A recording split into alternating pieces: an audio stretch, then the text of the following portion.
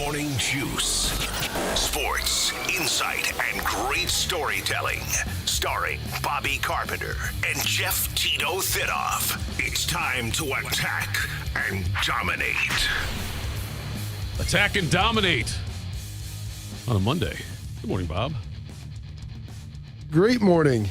Great morning. Did you see the snow coming? Were you aware it was on its way? Yeah, you know what? I was looking into my orb last night and seeing the future of the week, and it told me the weather forecast way better than anyone else could do it. I mean, I don't need a 3-degree guarantee or an impact weather report. I just look at my magic orb, and it tells me everything weather-wise and anything else that's going to happen. See, I read was some tarot cards afterwards, and usually I'm on top stamp of it. my ticket to hell. Today I was not on top. See you there. I walked out shocked. At the How long snow. was she under you, though? Were you under her, though? That's what I'm saying, Bob. I was surprised by the snow. I was as well.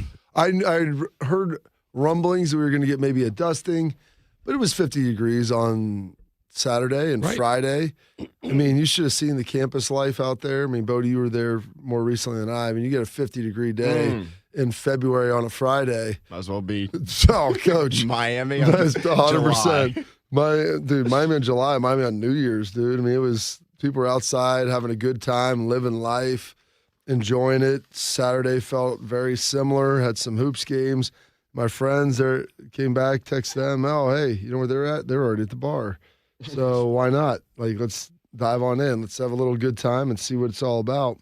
And yeah, so when I woke up this morning, and my son was like, went outside and helped. Like, oh, dude, there is some like accumulated snow out there, and it was starting to snow. I literally I had my slippers on to start my car, so I ran a little or shovel through there, just a little path. I came back out a half hour later, and it snowed like another half inch. So yeah, I was fully unaware of that. Well, part of the problem was at some point last week we got hey, Sunday could be weather impact alert day. Did we get but that? then they revoked it. They revoked the So impact. it's snap. Like, now it's back on. You guys are a different email chain. I didn't get that one then. That's good. I've been trying to get out of it for years. Do you want to try to transfer it to me? I wish I could. Believe me, I've sent a number of emails about it. People have been upset. Like, it's for the whole department. I'm like, I don't want to hear about that. It's not going to impact my life. That's for people that weather impact alert. I'm telling you right now, Bob, that kind of attitude, you're going to have a hard time winning employee of the quarter. That's fine. I'm just saying. I won my employee of the month. I mean, I've worked here for over 150 months. I won it one time. That's all good. It's a good hit rate. Well, giving up trying now. Cavs beat the Nets yesterday, 106-102. I'm bearing the lead on that one, though, aren't I, Bodie? Because the big win was Ohio State over Purdue. Number 8, Purdue, 82-74. I hope they don't make the tournament now. You know what Jake Debler does? Just beats Purdue. 3 in a row. 3 in a row. That's what got him the job. I know, yeah. So it's kind of ironic. Right. Like, if I'm Painter over there, That like, saved his job. This freaking guy. This guy over here. Want to be an assistant coach for the Boilermakers? We'll double your salary. I mean, that's literally, he's played them 3 times. I'm like, they beat him. They did beat him last year. I was thinking there had to be a time where they played him twice. Yeah, they won. They beat him there, too, didn't yes. they? They did beat him there, yes. So that's what I was. That's amazing. Because it almost got him in last year. And I was thinking, like, there's so many teams now. They don't play everybody twice anymore. And, I'm like, they had to play him twice at some point, didn't they? Yeah. Nope. Just playing him once and just 3 in a row. And to say that one was convincing, I think, is an understatement. So kudos to them for being able to deliver in a big way and keeping their dreams alive, if you will. Yes, indeed. And they are, by the way, now on the season, they've improved 18-11, 10-8 in the Big Ten. Quad 1 win. Quad 1 win. And they have 2 of them now, right? Because is Northwestern considered a quad 1 still? Yeah, they kept saying on the broadcast yesterday Wisconsin, but maybe it's Wisconsin, definitely it's Northwestern. Wisconsin they're like 32 or 33. You know what, they're the Buckeyes, right on the. We like to beat teams who are in the quad 2, and then we get the backdoor quad win. They crawl up in later. What about that? Should be like a quad 1.5, maybe. Yeah. I don't get why. I don't get how Wisconsin's not a quad 1 win, but Northwestern is. It's literally just the math, metrics. Yeah, just it's math. because they played Wisconsin at home. Okay, and they're not in the top 30. they're not. But on the road against a top 75 team, which is a pretty sizable gap. Sure. I'd rather play a top 75 team on the road than a top 30 team at home if you're just trying to win. But top 75 on the road qualifies as quad 1. Top has to be top 30 at home, though. OSU rolled Michigan State 87-68. They were 23 at the half in that one. The Ohio State women improved to 24-6, 13-5 in the Big Ten. I believe they're a 5 seed in the Big Ten tournament. Is that accurate? That's there, brother? correct. Thank you. Yep, they'll play. Who are they going to play? They got a single bye. They'll play. So Thursday. They'll play Thursday. Yeah. Yep. So good for them. Good for McGuff squad there. They were the 16th when they did the Big Ten. They did the NCAA women's bracket or the women's seed reveal as of yesterday. Or whenever it was Saturday, they were 16th. Michigan State was 13th. Projection. Yeah, seed projection. Yes. There's no reveal because there's nothing. It's just that would be Selection Sunday. Yes, you're right. That's fair. Bill Bender will join us from the Sporting News. We will talk to him shortly. We'll hear a lot from Jake Debler, and also maybe a celebrity as well will chime in. But first, Bob, let's do Today in History. Time to get smarter. Morning Juice presents Today in History. Here's your professor, Bobby Carpenter. Take it away, Bob. Oh boy, it is Monday, March 2nd, the 61st day of the year. 304 days remaining in this 2026. We're just hacking away, man. Hacking away. This day in 1901, the United States Steel Corp is founded with the merger of Carnegie Steel and Federal Steel, first company in the United States with a market cap over $1 billion. Andrew Carnegie was getting it done. This day, 1927, Babe Ruth becomes the highest paid player in Major League Baseball, making $70,000 a year. When the big bucks. Do you remember his quote when he got a contract for $80,000 a year? Do you remember the quote? Did you ever hear the quote he had? I didn't know. When somebody said, you're making more than the president, and he said, well, I had a better year than he did. It's a great line. Yeah.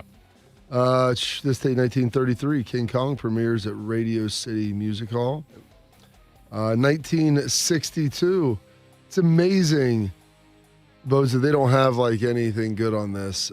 With Wilt Chamberlain setting an NBA record for scoring 100 points in a game. I know. You would think there's some. I mean, this was, would you say 62? 62. Yeah. There's other stuff. You got stuff from the 1960 Olympic games, yeah. Soviets versus the United States. That's something that. I mean, this is Wilt Chamberlain scoring 100 points in a game, and that was probably, I don't know, Thitoff, what do you think? Probably that night, 7,844 to 7,846. I think it was 162 to 147, if not mistaken. No, I'm talking about the numbers that night. Oh, yeah. Oh, I see what you're saying. Yes, I got you. Yes, you're right. It was probably a good night for him. You're right. I forgot about that. The 20,000. He claimed 20,000. So that was a 3 and D night, is what he said. With the capitalized D. Bob, I think also there's not any video footage from that game either, I don't think, out there. And so people wonder if he actually did it. That's exactly what I was going to say. Earth as is far flat. as conspiracy You're talking about the night go. or the day? The game? The game. Oh, okay. I'm sure there's video of the night. All right. At least audio. Listen, if you're scoring 160 points, I'm guessing he probably had 100 of them. He did. Yes. At least that's what they say. Yeah, you would think. This date, 1974, Gladys Knight in the Pips win a couple of Grammys, one for neither of us, but my favorite, The Midnight Train to Georgia. He's leaving. When did you become one of the Pips? The midnight train to Georgia. It's the Pips, not the Teats. It's the Pimps. It's like remember White Men Can't Jump. I told you her brother is the lead Pip. Okay. Woody Harrelson called them the Pimps in Glass Night, the Pimps and White Men Can't Jump. Then he got corrected by Wesley Snipes. Exactly. Yeah. Parcells used to work. Whenever we come in and he would just be him working out in the weight room in Dallas, he would have Gladys Knight playing. Would he really? Oh, yeah. He'd be on the elliptical. Fired up. Yeah. Oh, juice. Midnight Train to Georgia is a banger, though. I enjoy that one. They did McDonald's commercial, too, back in the 80s.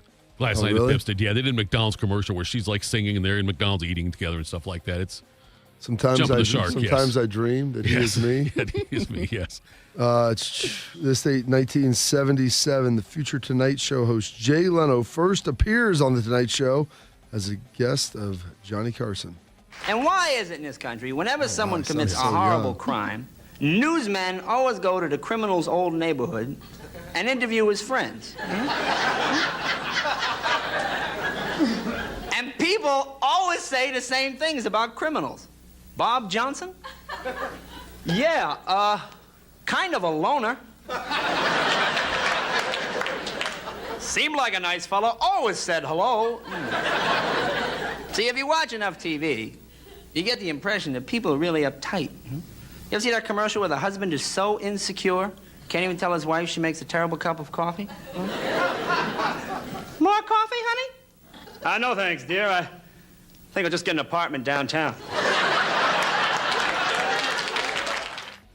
Oh, Jay Leno. Gosh, I would love to see what he looked like then. Cause Yeah, his voice, He had dark hair. Yeah. And he had a very bad suit on also. I saw him at the Ohio Theater. Really? Well, I was like... Was this contestant number 2?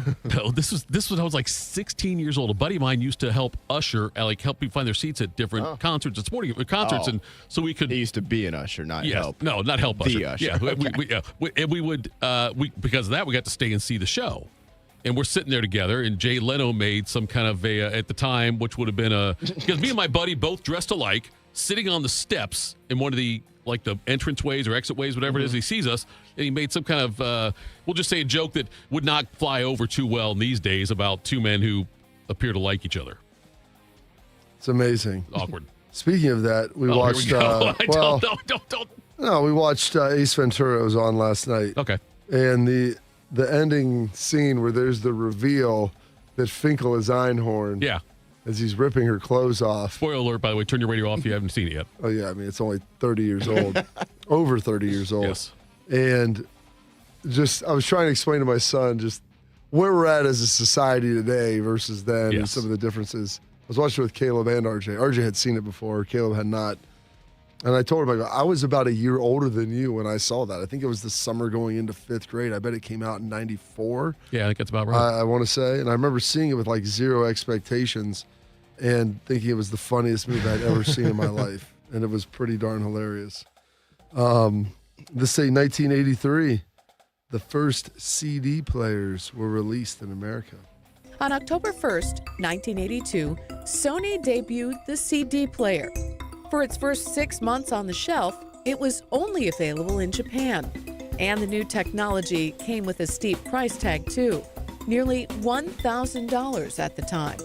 Sony also introduced the first commercially released CD that day as well.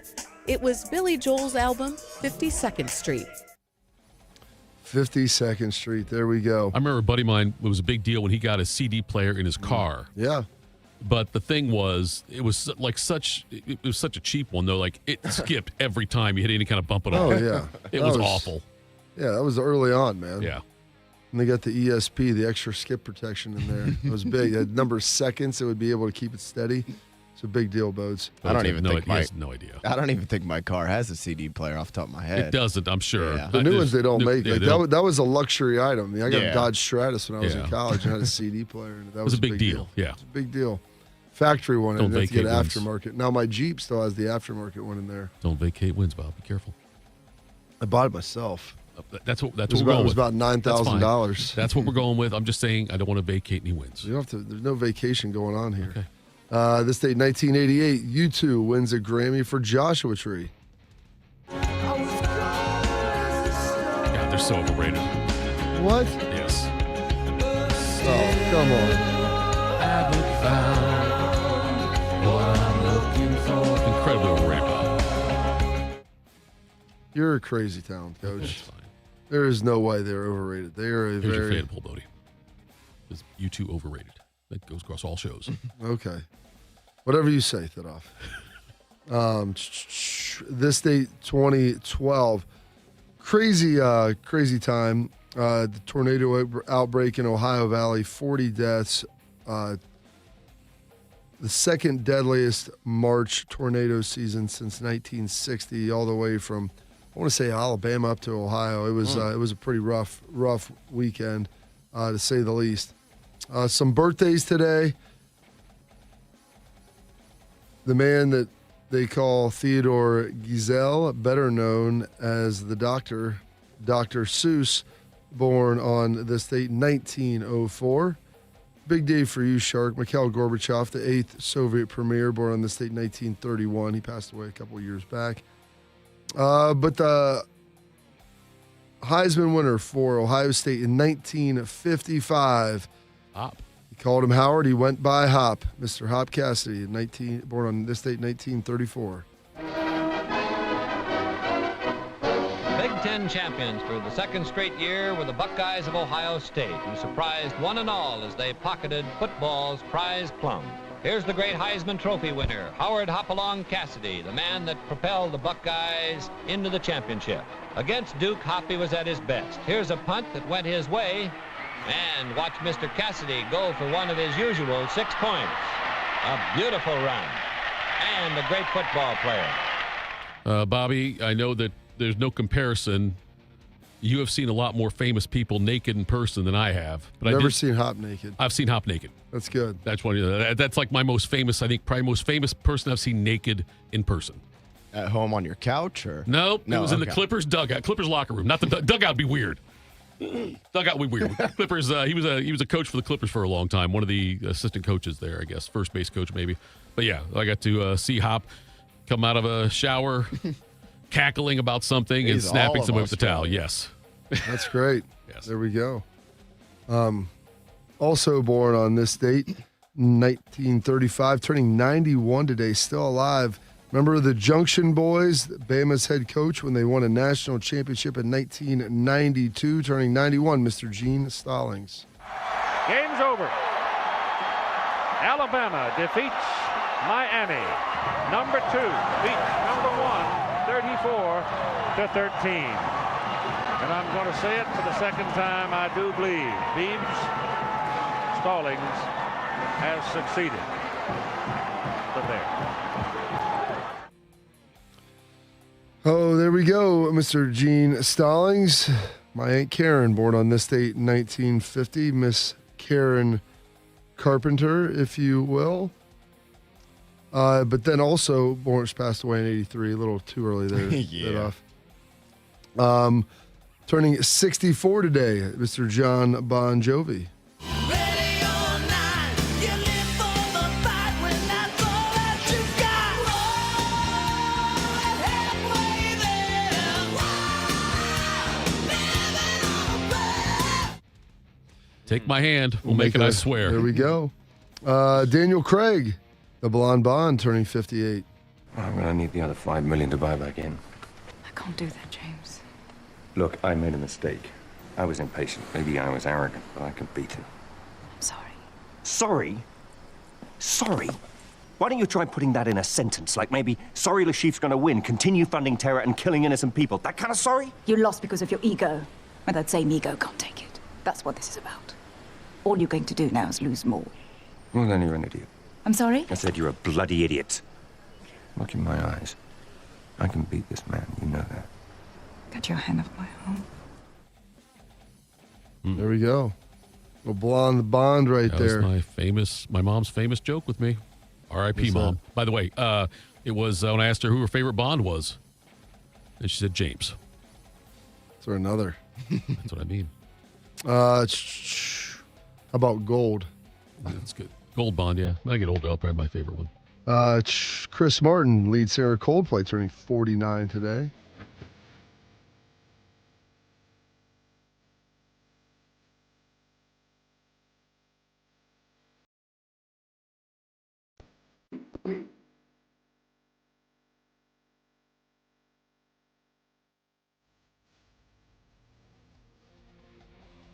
Banger right there. Mr. Ben Roethlisberger, turning 44 today. Ward and Holmes are both lined up to the right side. Miller slot left. Washington outside left. Roethlisberger has time. Throws to the back of the end zone, and it is caught for a touchdown by Holmes. Unbelievable. Incredible. MVP right there. Remember the halftime show was that year, Bob? Was that Timberlake? Nope. Springsteen.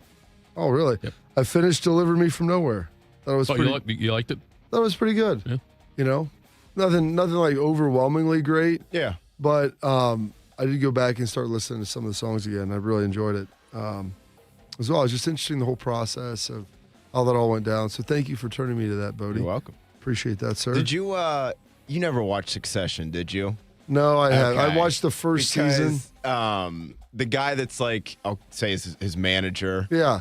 He was Kendall Roy in Succession, and just like, Okay, so people are so just the different characters between the two. I could, yes. Succession. Not that he's the first actor to play two different roles, but it was just because like he was like the good guy for Bruce, right? Like, Yeah. 'cause Bruce was kind of going through a lot. He was like always there for him and trying to help him out and whatnot, and not forcing kind of them to The record company, yeah. make the songs that he wasn't wanting to do at that point in time. But then in Succession, he is just like the worst. All the kids are the worst, frankly, but he gives a pretty good running to be number one on that chart. Absolutely. Reggie Bush, former Heisman Trophy winner, turning 41 today. Reggie Bush right up the middle, hits the outside. He's at the 30. It's another foot race. Cuts it back to the 20, comes back to the near side of the field. He is going to go. It's going to be another USC touchdown and another thing of beauty from one of the best running backs you will ever see. Start talking about the Heisman when you see runs like that. That'll be on every highlight reel you can see tonight. The 2005 Heisman Memorial Trophy. The winner is Reggie Bush from USC.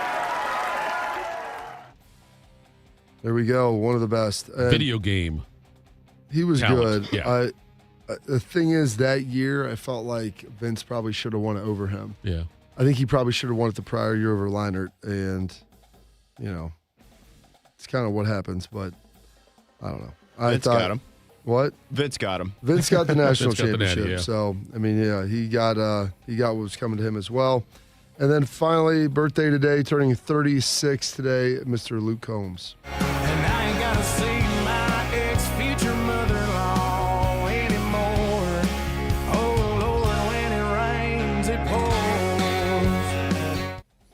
That's your boy, isn't it? Luke Combs? Yeah, aren't you buddies with him? Am I wrong on that one? I don't know if I define buddies. No, I wouldn't say so. Okay. I like Luke Combs. I really like Luke Combs, too. I think he's great. Absolutely tremendous. And then passing away on this date in 2004, former Cincinnati Reds owner, Miss Marge Schott. Where do you put her in the pantheon of all-time Reds owners? Oh, you know what? Look. Shoot. They won a World Series under her. That's a far cry from what it has been. Yes, I know. Yeah. No, she was racist. Oh, wow. Okay. I Other didn't than know though. that. My bad. Other than that. Well, I mean, listen. Nobody's perfect. Exactly. Fair. Nobody's perfect. That's fair. Some holidays observances today. It's Dr. Seuss Day in honor of his birthday. It's the 8-hour workday or Labor Day observed in parts of Australia there. National Banana Cream Pie Day. National Egg McMuffin Day as well. And Texas Independence Day. And those are your birthdays, your passings, your birthdays, your passings, your historical observations, and everything in between on this date. Monday, March 2nd, the 61st day of the year, and the 304th day remaining in this 2026. And I will mention as well, yesterday was the first. It was the 45th birthday of our guy, Mr. Anthony Schlegel, and it is Ohio's birthday as well, in 1803, March 1st, being granted statehood. There you go. Well done, Bob. Little bonus coverage there. Appreciate that. That popped up in my timeline, and figured I'd throw Schlegs in there with it. Morning Juice sponsored by Riverside Bank in Dublin. Thanks for tuning in here today, folks. Coming up next, Bill Bender for the Sporting News joins us. Morning Juice. What does it mean to give 100%? It means giving everything you've got, every single day. That's why the V Foundation gives 100% of every dollar donated directly to cancer research. So no matter what you give, we give 100% for life-saving research victories, 100% to making new discoveries that lead to innovative treatments, 100% to groundbreaking cancer research that could one day save someone you love. We know cancer research is working, Over the last 30 years, an estimated 4.5 million lives have been saved thanks to game-changing research breakthroughs. But there is more work to do. That's why the V Foundation gives 100% of every dollar donated directly to cancer research. We will always give 100% to accelerate victory over cancer.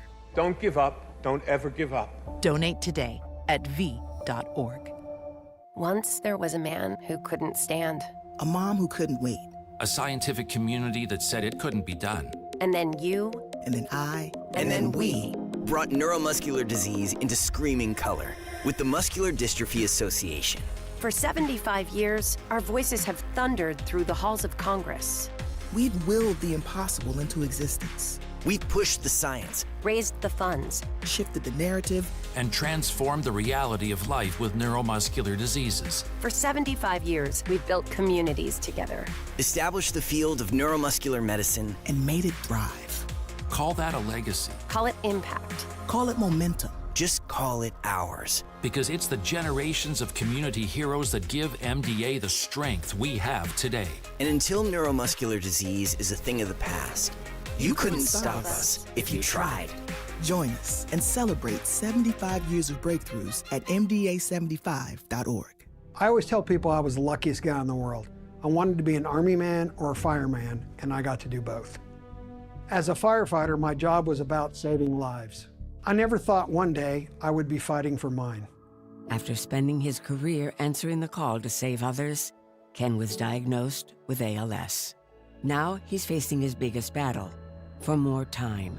For 70 years, Muscular Dystrophy Association has been answering the call to help people live longer and more independent lives. MDA means to me hope. MDA is leading the way for people living with ALS, muscular dystrophy, and other neuromuscular diseases by accelerating research, advancing care, and advocating to empower families like Ken's. I wouldn't be living as good of a life with ALS if it wasn't for MDA. MDA is helping people live stronger and love longer. Learn more at mda.org today. One man is a national champion, NFL veteran, and local business leader. The other man is Tito. This is Morning Juice. Sponsored by Riverside Bank of Dublin. Here's Bobby and Tito. This time every Monday, we speak to our good friend from the Sporting News, Bill Bender. Good morning, Bill. Curious, I did it again, Bodie. NFL Combine, do you have guys that you think really stood out? People that really jumped off the page to you? Well, I mean, a couple guys from here in Pickerington, Sonny Styles and Lorenzo Styles Jr. I mean, what a weekend for them. Not only did Sonny perform well, then you saw his basketball highlights circulating after his 43.5-inch jump. And I remember him playing at Central, and obviously it was awesome to see. And then Lorenzo Styles Jr. runs that 40 time, reminder of his speed, and he'll probably vault up the board a little bit as a result. I mean, I know that's a close to home answer, but they're two of the guys that definitely stood out. I think just overall it was fast. There were so many fast guys at different positions, whether it was Kenyon Sadiq or, you know, the linemen, even Talon Green at quarterback. It was ridiculous. That is one of the things, Bill, that stood out to me. You get enamored, obviously, in Columbus with the Ohio State guys and how fast they ran. It started with Arvell Reese and Sonny Styles. Then you saw, obviously, Lorenzo Styles and what he was able to do with the speed he put out there. But just the general overall speed of the Combine and a lot of records for position groups. I think when they started looking at the average times, some of the fastest average times as well. Does that say, like, where we're going in the game with this? I mean, does that tell you anything about what the type of players were being produced? Yeah, I mean, 22 players ran under a 4.4 in this thing. I mean, that's moving. And I think there were 6 or 7 receivers that ran a 4.35 or lower. Very fat. Brennan Armstrong obviously ran a 4.26. So, I mean, that's part of it. But, I mean, I think it was even, you know, the number of guys in the vertical jump showing how high they can do that, the broad jump, and even on the on-field workouts, you could see it. Another guy that I definitely thought popped, and this is for Bodie. I mean, Jeremiah Love looks ridiculous. Obviously ran 2 good 40s on the on-field drills, looked really good. I mean, you're getting Ashton Genty there.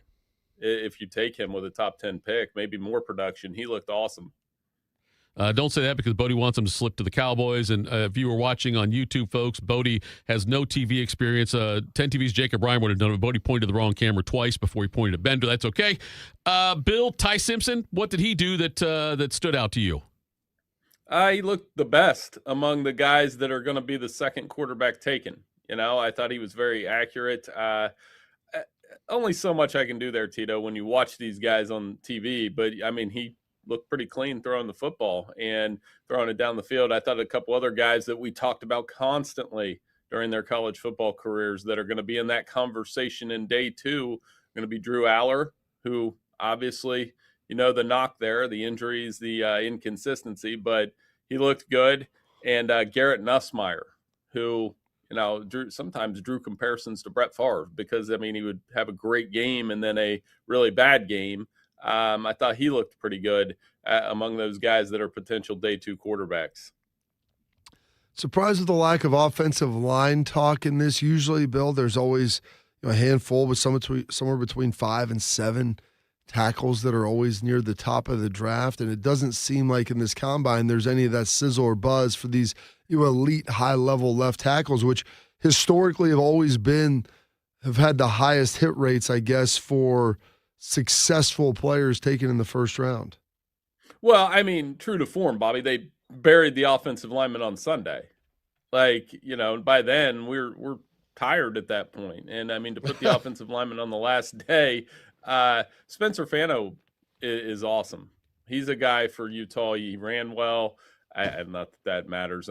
But he was awesome on the field this year. Didn't allow many quarterback hits at all. Probably could play tackle or guard at the next level. Thought he was really good. There was a lot of attention on Jennings Dunker, obviously, the Iowa offensive lineman with the giant red mullet. I don't know how else to put it. It is what it is. But he's got a lot of personality. I think he's a guy that will probably go on day two that will do well. But you're right. It's not. Normally when you look at a mock draft, you see 5 to 6 tackles in the first round, and we certainly don't have that this year. Bill, how much has Diego Pavia's stock fallen since coming in as a Heisman Trophy runner-up? Well, I don't know what people want. What do we? So we want him to fall completely off. He's probably a day 3 guy anyway. At 5'10", the height. We've watched TV. We know he's probably not 6 foot. I thought he threw the ball reasonably well. Not running the 40, maybe a little bit of mistake. Continually admitting, you take advice from Johnny Manziel. I don't know what the journalism comp there is, but I don't know that I would be throwing that out there. The important thing to remember, Johnny Manziel, for all the attention he got and the Wreck This League text, he played. I had to go back and look. He only played 2 seasons in the NFL. So is that who we're taking advice from? That's fine. But I think he'll be one of the more intriguing preseason watches because everybody either loves him and loves his style or wants to see him fail. Very interesting, Bill. We've got some college hoop stuff as we're rounding here to the final week. Buckeyes got a huge win over Purdue. Coming in their last 6, thought they needed to win 4 of the 6. They had a couple tall hurdles in there with Michigan State and Purdue, and I thought if they could get one of those, that would help a lot, give them a nice quad 1 victory.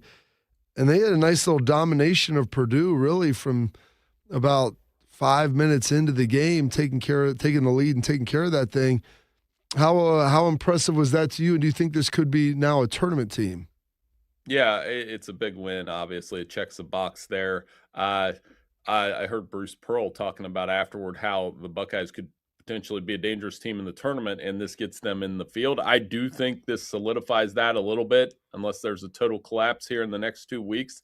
They would be the 9th Big Ten team in, especially because USC is struggling, and Indiana's probably behind them in that pecking order. But what a huge win for the Buckeyes.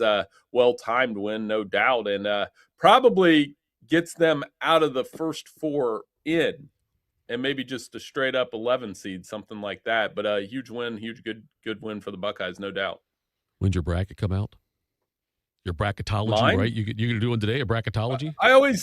Don't you? I'm surprised you don't know my Monday routine by now. It's get up, do this Right. hit, start. I've got it like half done, and then it takes a couple hours just to make sure everything's right. But I'm guessing they'll be number 10 or a number 11, and we try to get that up by 11 o'clock. So this is my Monday mornings.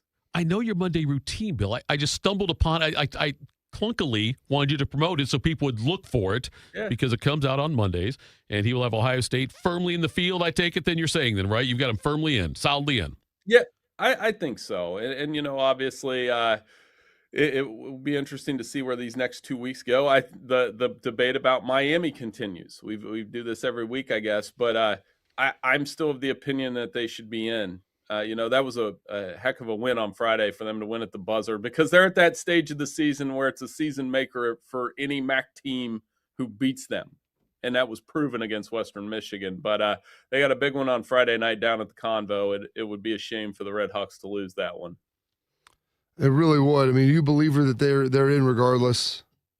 They should be. And I don't know what we're doing here if we don't put them in. I know there's teams on the bubble, and we were talking about Ohio State earlier, but they're in. It's when you're talking about the difference between, say, TCU at 19-11 or a Virginia Tech team at 19-11, and they would get potentially the last team in over this Miami, Ohio team. I'm not on board with that. I think the Red Hawks, even if they do lose Friday night and then went and won the MAC tournament or lost in the MAC tournament, they should still be in the NCAA tournament with the season they've had. It's hyper-focusing too much on, net ranking at that point. I agree, Bill. Thanks for the time, and where can people find your stuff? Yeah, at sportingnews.com, and I appreciate the promo. That Field of 68 will be up later this morning. There we go. Can't wait. Check it out then. We'll talk to you again next week, Bill. Have a good day. Hey, sounds good. Thank you. All right, that was Bill Bennett for the Sporting News. Coming up next, we will do some quick hitters. Morning Juice. Hey guys, 13-year NFL veteran and Super Bowl champion Jason McCourty here, and I'm an innovation ambassador at FAIR, Food Allergy and Research Education. I would say the most challenging thing as a parent of a kid who has a food allergy is probably the ignorance that I myself had in the beginning. I didn't know what anaphylactic shock was. I didn't know the dangers, let alone the things that she needed to be able to have a normal life. When you go to drop your kid off, and every single time in the beginning, we'd have to go through everything she was allergic to. Preparation is everything. And me, for playing football for 13 years, it was all throughout the course of the week. It's getting ready for game day. When you're on the field, you're playing for your fans. At home, you're playing for your family. My playbook, read labels, keep it allergy friendly, and have an epinephrine nasal spray as a backup plan. Because when my family's safe from food allergens, that's the real victory. Visit foodallergy.org to learn more. My mom is a veteran and she was injured in the line of duty. I hurt my leg in a training accident when she was only 2 years old. She had 7 different surgeries over the span of 9 years, and there were tons of complications. I couldn't be the mom my kids needed me to be. She missed so much. After my last surgery, I got an infection so bad I thought it was going to kill me. I told her she couldn't leave me yet. There was still so much she had to see. I hadn't even graduated. I'm doing much better now. I may have lost my leg, but I've gained so much. I'm an active part of my kids' lives. She can kick a mean soccer ball. DAV's been there for me and my family. Through thick and thin, they've had our back. Every year, DAV helps more than 1 million veterans like Sandy get the health and disability benefits they've earned so they can achieve victories great and small. My victory is getting my life back. I got my joy back. We got our mom back, thanks to DAV. Support more victories for veterans. Go to DAV.org. While serving in Vietnam, a grenade took my ability to see. Today, I'm a sculptor. Now, my fingers are my eyes. I'm Michael Naranjo. As a veteran, I know the challenges of life can be great. In my art, turning a lump of clay into something beautiful, that is worth doing. Life is like that. We each must use what we can to make things better. DAV helps veterans like Michael get the benefits they've earned. They help more than 1 million veterans every year in life-changing ways. Now, I show others how they can create something with their own hands. I know it can do a lot of good. With support from DAV, more veterans can shape their lives into a thing of beauty. My victory is bringing beauty into the world. Michael Naranjo, may your victories inspire many more. Support more victories for veterans. Go to DAV.org. Bobby knows what it's like to be a winner. Tito knows what it's like to be thrown out of an all-you-can-eat buffet. You're here 4 hours. This is Morning Juice. Do you need a bank that truly values local business in this town? The opportunity to work alongside them as partners, whether you're a small business or a large operation, Riverside Bank of Dublin has the right tools for the job. Riverside Bank of Dublin has the experience of working right here in Central Ohio. They understand the business climate in our area. They're going to help you reach your goals. So whether you need an SBA loan to get your business off the ground, a line of credit to keep your business running smoothly, or equipment financing to get your business up to scale, Riverside Bank will tailor a solution that fits your needs. Visit them at riverside.bank or stop in to get to know them at 6300 France Road. Riverside Bank of Dublin, member FDIC, equal housing lender. All right, Bo, take off. Morning Juice presents Quick Hitters.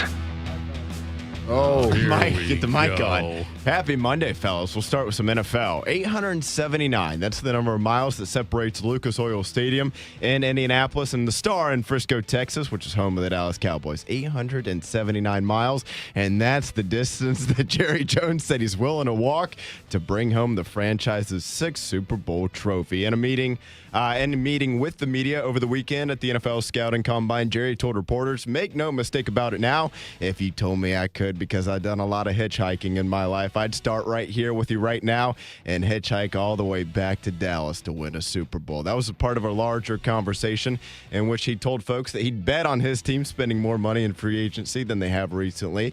And knowing that the talent that they have on the offensive side of the ball, Jerry said that they plan to go out and use some of that money to get some talent on what was arguably and probably the league worst NFL defense. Carp, fooled me once, strike one, fool me 30 years in a row, strike three, right? They're all in, though, right? Sure. Allegedly. They're all in. Listen, who's more all in right now?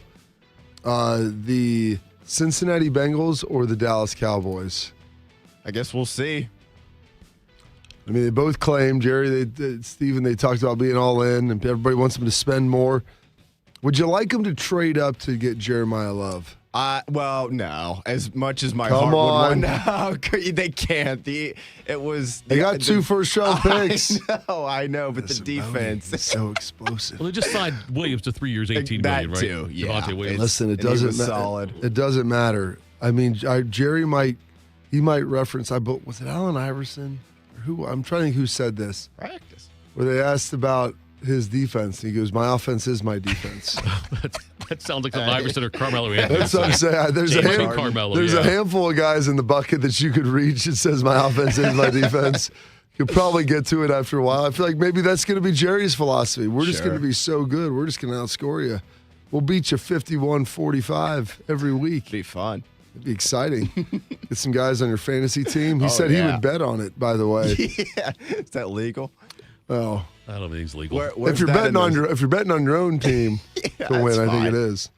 Look, I think that they've got to go defense, 2 first-round picks. What they have to do, and the fact they've got Williams now locked up for 3 years. Thought Bodie was gonna throw something in front of Sonny Styles so he could get him there. That's what he wants. That's what Bodie wants. What's Dallas's first pick? I think 12. Yeah. 12 and 20. Yeah. It might not be making making used one more loss. He used one more loss. Yeah, that. Bobby, do you think the Cowboys will win a Super Bowl before Jerry Jones dies? Hopefully before Bodie does. Okay, so you don't think they will before Jones dies? That's a race right there, buddy. I mean, that's Jerry. I don't know. Jera. He might have made the deal with the devil. He may have. I think he might do the Tom Cruise placenta burger for lunch, like with a stem cell, a little cord blood, Bloody Mary. I mean, whatever it takes. I'm not sure. He's somehow he's Ra's al Ghul, dude.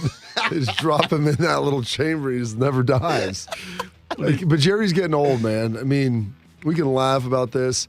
I can't wait to talk to Brewer on Thursday about maybe get some offline stories about him hanging out with Jera and just how Jera can drink till 3 a.m. Brewer's like, I'm half his age. I don't know how he does this. Nobody does. So will he live long enough to see his team win a Super Bowl.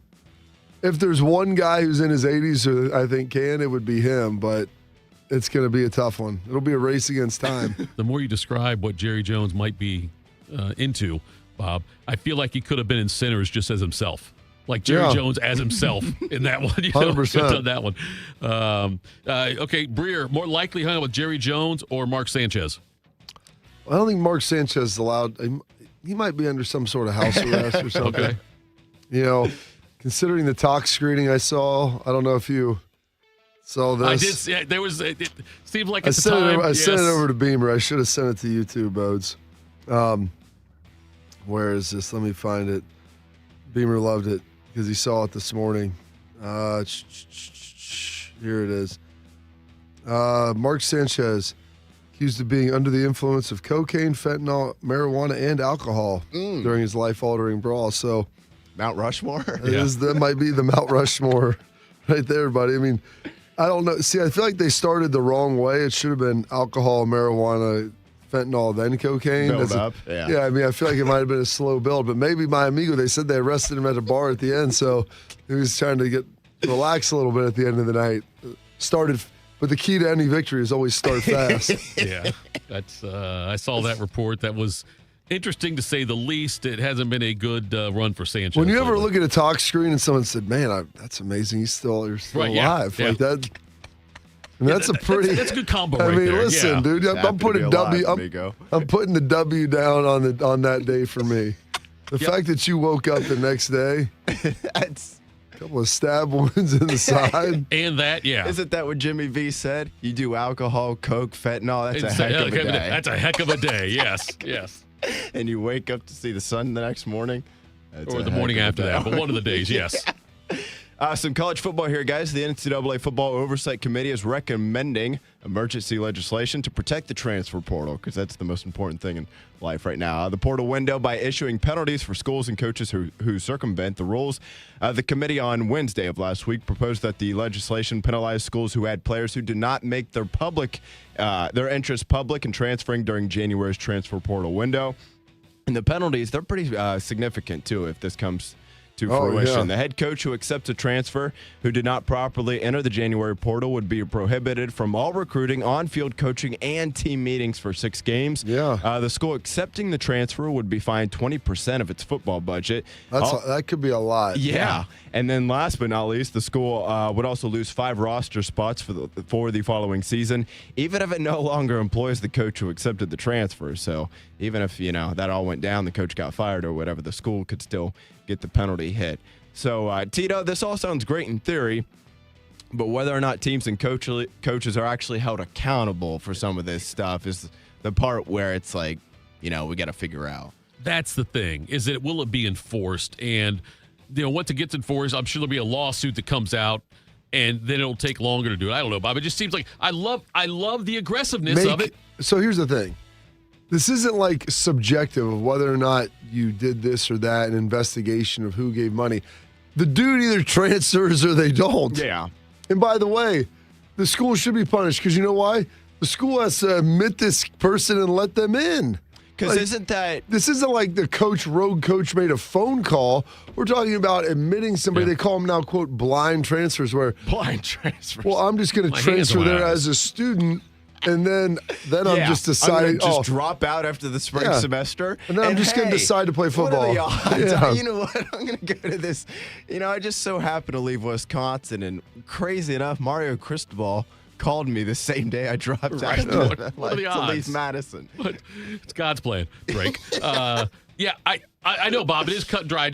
Somebody will still file a lawsuit against. I'm not saying they'll win it. Make all the schools sign off on it. I know. Like, listen, get the presidents and the ADs. Like, these are the rules that we're saying.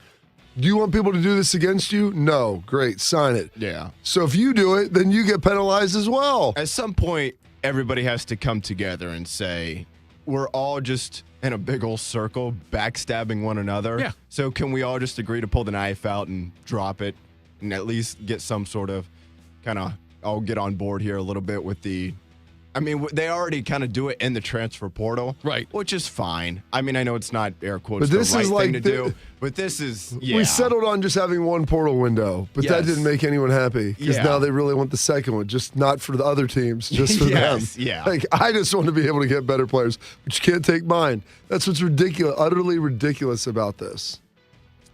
What do you got next for us, Bodes? Last one here. I wanted to bring this one up, kind of continuing the theme that we talked about the combine a lot there with Bill Bender, because I saw this both online, on the line, and social media too, and I kind of felt like I was losing my mind over the weekend. And so I'll highlight this one in particular. Yahoo Sports, they put out an article listing the winners and losers from the 2026 NFL Scouting Combine. And among the losers was, I think it was even the first one on the list, was the 2025 Ohio State Buckeyes. The article stated, quote, "How did the Buckeyes not win a national championship or even a Big Ten championship last season? How is it possible that they didn't even win a playoff game? Ohio State had better results at the Scouting Combine than head coach Ryan Day had on the field last season. Two of Ohio State's defensive players were among the stars of the Combine in Arvell Reese and Sonny Styles. And also Ohio State safety Caleb Downs continues to draw praise as perhaps the best player in the draft regardless of position. All three should be picked in the top half of the first round, and if everything lands right, maybe all in the top 10. Let's not forget also defensive tackle Caden McDonald, who is also likely a first-round pick. And the Buckeyes couldn't even beat Indiana for the Big Ten championship." Well, technically that is true, Carp. If I'm not mistaken, I think all those guys, and most of them, had a pretty big impact on the 2024 season, which I realize is a lifetime ago. Yeah. But if I'm not mistaken, Ohio State did win the national championship that year. And I just felt like I saw a lot of people over the weekend being like, how did they blow it with this team? And you're like, well, first off, most of those guys were right there the year before. And then second off, we know that Sonny Styles, Arvell Reese, those are great players, but a handful of guys don't make a team, and even success at the Combine isn't always just a direct line to winning on the field. How many points did Indiana score? Yeah, 10. Or I'm sorry, 13. 13. Yeah. 13 points. Like, that's the defense. Yeah. What did you want them to do? Offensively, they got bogged down. They had some things happen. Okay, not great. Even Miami, there's a pick six in there. You take that out. That's that one on the defense. Yeah. Like you extrapolate that, and then you pull out the last touchdown, which they basically let them have. Let's say you had 3. What did they have? 14 points, 17 points. I mean, the defense played really well. Offensively, they couldn't get some things going. They had some issues. Like, people are now mad because, look, I could have told you these guys were that good of players. It wasn't like there was any realization that happened at the Combine. Yeah. I told you guys that they were, like, Arvell Reese was going to be good. Sonny Styles, Caleb, we all knew what Caleb Downs was. Caden McDonald, like, these guys were going to be great. And defensively, they were really great. And offensively, they were great at most points during the season. Sure. They don't have any offensive linemen that are coming out. Now they have their whole left side coming back, and we'll see how they patch up the right and see if they make anything. But like that was kind of the issue that everybody talked about. Nobody ever said that there was improper execution or there's a lack of talent at other position groups. Like that was never a narrative that was ever out there. So when I hear this, like that, to me, it's like a false flag. Like, oh my gosh, look how good they were. They couldn't win. No, everybody knew how good we said the defense was historically good, numbers wise. And you know what? The guys have been historically good at the Combine numbers wise. I think that kind of goes part and parcel of what we expected. See, I would think it goes more. That speaks more to the character of the Ohio State defense. In fact, these guys did so well at the Combine. I mean, that tells you that what freak athletes they are. And you're right, Bob. The defense didn't lose the Indiana game.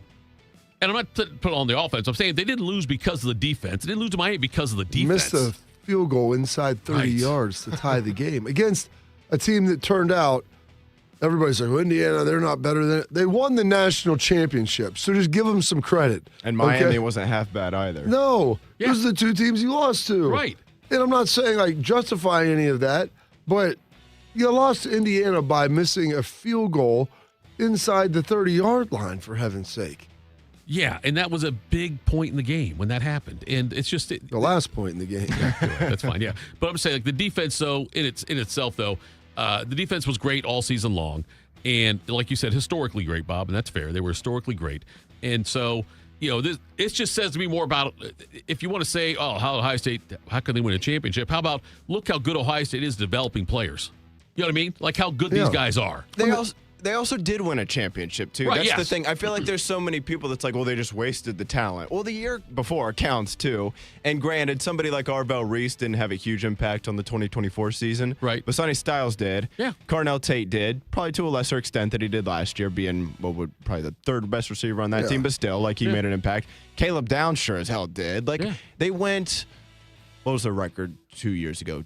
14-2? Yeah. So 14-2 and then 12-2. Yeah. Quick math there says 26-4 with a national championship. So in a 2-year window, all these guys, for the most part, made some sort of impact. Right. In a 2-year window, you went 26-4 with a national championship. That's not a waste. Like, and guess what? Winning the national championship every year is really freaking hard. Like, Bama was the last repeat winner, right? 11-12. I think that's right. Yeah. And that first off, 11-12, that's a different college football era, man. Like, yes, that doesn't even exist nowadays. And second off, that's the first time it happened since, it's only happened, twice this decade even, them in Southern Cal. Southern Cal, Cal, about right? I think that's about right, So, just do the math quickly off the top of my head, too. Indiana's the only team that has a comparable record to Ohio State the last 2 years, right? I think Oregon's was probably pretty good. Okay. Oregon, Georgia, Notre Dame would be in that those mix would probably as be well. the three that made the playoff that were all double-digit win teams with probably a loss or two in there. So I'm saying there's a handful of teams, and of those four that we mentioned, only two of them won national championships. Right. So, like Bodie's point, it wasn't like they didn't accomplish anything. Yeah. You had these guys for 3 years as starters, and you look at this window, and you're like, well, what did they really win? Yeah. They won a national title. And I was told this year if you beat Michigan, nothing else mattered anyway. That's actually There's been a lot of people that that have told me that. Yes. Now, I don't necessarily subscribe to that theory. I'd rather beat Michigan and not make the playoffs than I'd rather go 1-11. Right, yeah. Michigan then go 11-1. Yes. Idiots. You're an anyway. idiot. And no offense to the listeners out there, but if you do feel that way, you're an idiot. Coming up next, top of the hour, we'll hear what Jake Debler had to say about the win over Purdue yesterday. That's next. Morning Juice. Ms. Fernandez, what are those tiny things? Those are what we call amoebas. You can only see them through a microscope. Wow. Today's students are tomorrow's great thinkers and innovators. But right now, there's a funding crisis in public schools. Millions of kids go to schools that don't have funding for books, computers, and so much more just because of where they live. You can help change that. Donors Choose is a nonprofit that lets you support students and teachers in your community and beyond. You choose which supplies to support. You could provide first graders with pencils and paper, or other students with their first chapter books, help a music class get a guitar. You could even supply a classroom like mine with a science project. But what you're really giving is the moment that sparks a brighter tomorrow. To learn more, please visit DonorsChoose.org. That's DonorsChoose.org. Choose students. Shape the future. I slept in a lot of different rooms, different beds, but none of them really felt like mine. I spent 14 years in foster care, mostly in group homes. And I never had much stuff because I always had to be ready to move. Why get things if you just have to let them go? There are more than 100,000 children in foster care waiting to be adopted. The Dave Thomas Foundation for Adoption is working to help find them a forever family and a permanent home of their own. Now I have my own room with walls that tell my story. I love hanging out in here. I play dress up with my sisters and I sing and make videos. But the best part, knowing I'll always have a place to go and a family that loves and supports me. If you have room in your home or your heart, see how you can help at davethomasfoundation.org. You served behind the desk. You served in combat. You did 4 years and got out. You were drafted. You gave 20 years. You gave exactly what your country needed. And so did you. When you raised your hand and swore an oath to your country, when you put your name on a dotted line, you became part of only 1% of Americans who did the same. You are a veteran. You are a veteran. You are a veteran. Because no matter when, where, or how you served, you made a sacrifice for your country, and you deserve support. If you're struggling with life after service, don't wait. Reach out. Reach out to a loved one, to a fellow veteran, to VA. Find resources at va.gov/reach. Brought to you by the United States Department of Veterans Affairs and the Ad Council. Proud to be your go-to sports addiction. WBNS, WBNS FM, HD3 Columbus. The Fan 3, Ohio sports destination. Attack and dominate. You're locked into Morning Juice. Sponsored by Riverside Bank of Dublin. Here's Bobby and Tito. All right, top of the hour here. We're going to talk some Ohio State basketball. Let's go. Let's do it. The Ohio State women, big win yesterday at Michigan State. They're now the 5 seed in the Big Ten tournament. They'll play on Thursday against either Indiana or Wisconsin. I'm sorry, Nebraska. Indiana, Nebraska. That's what it is. Indiana, Nebraska. Yeah, there you go. Yep. Got that time. Thank you.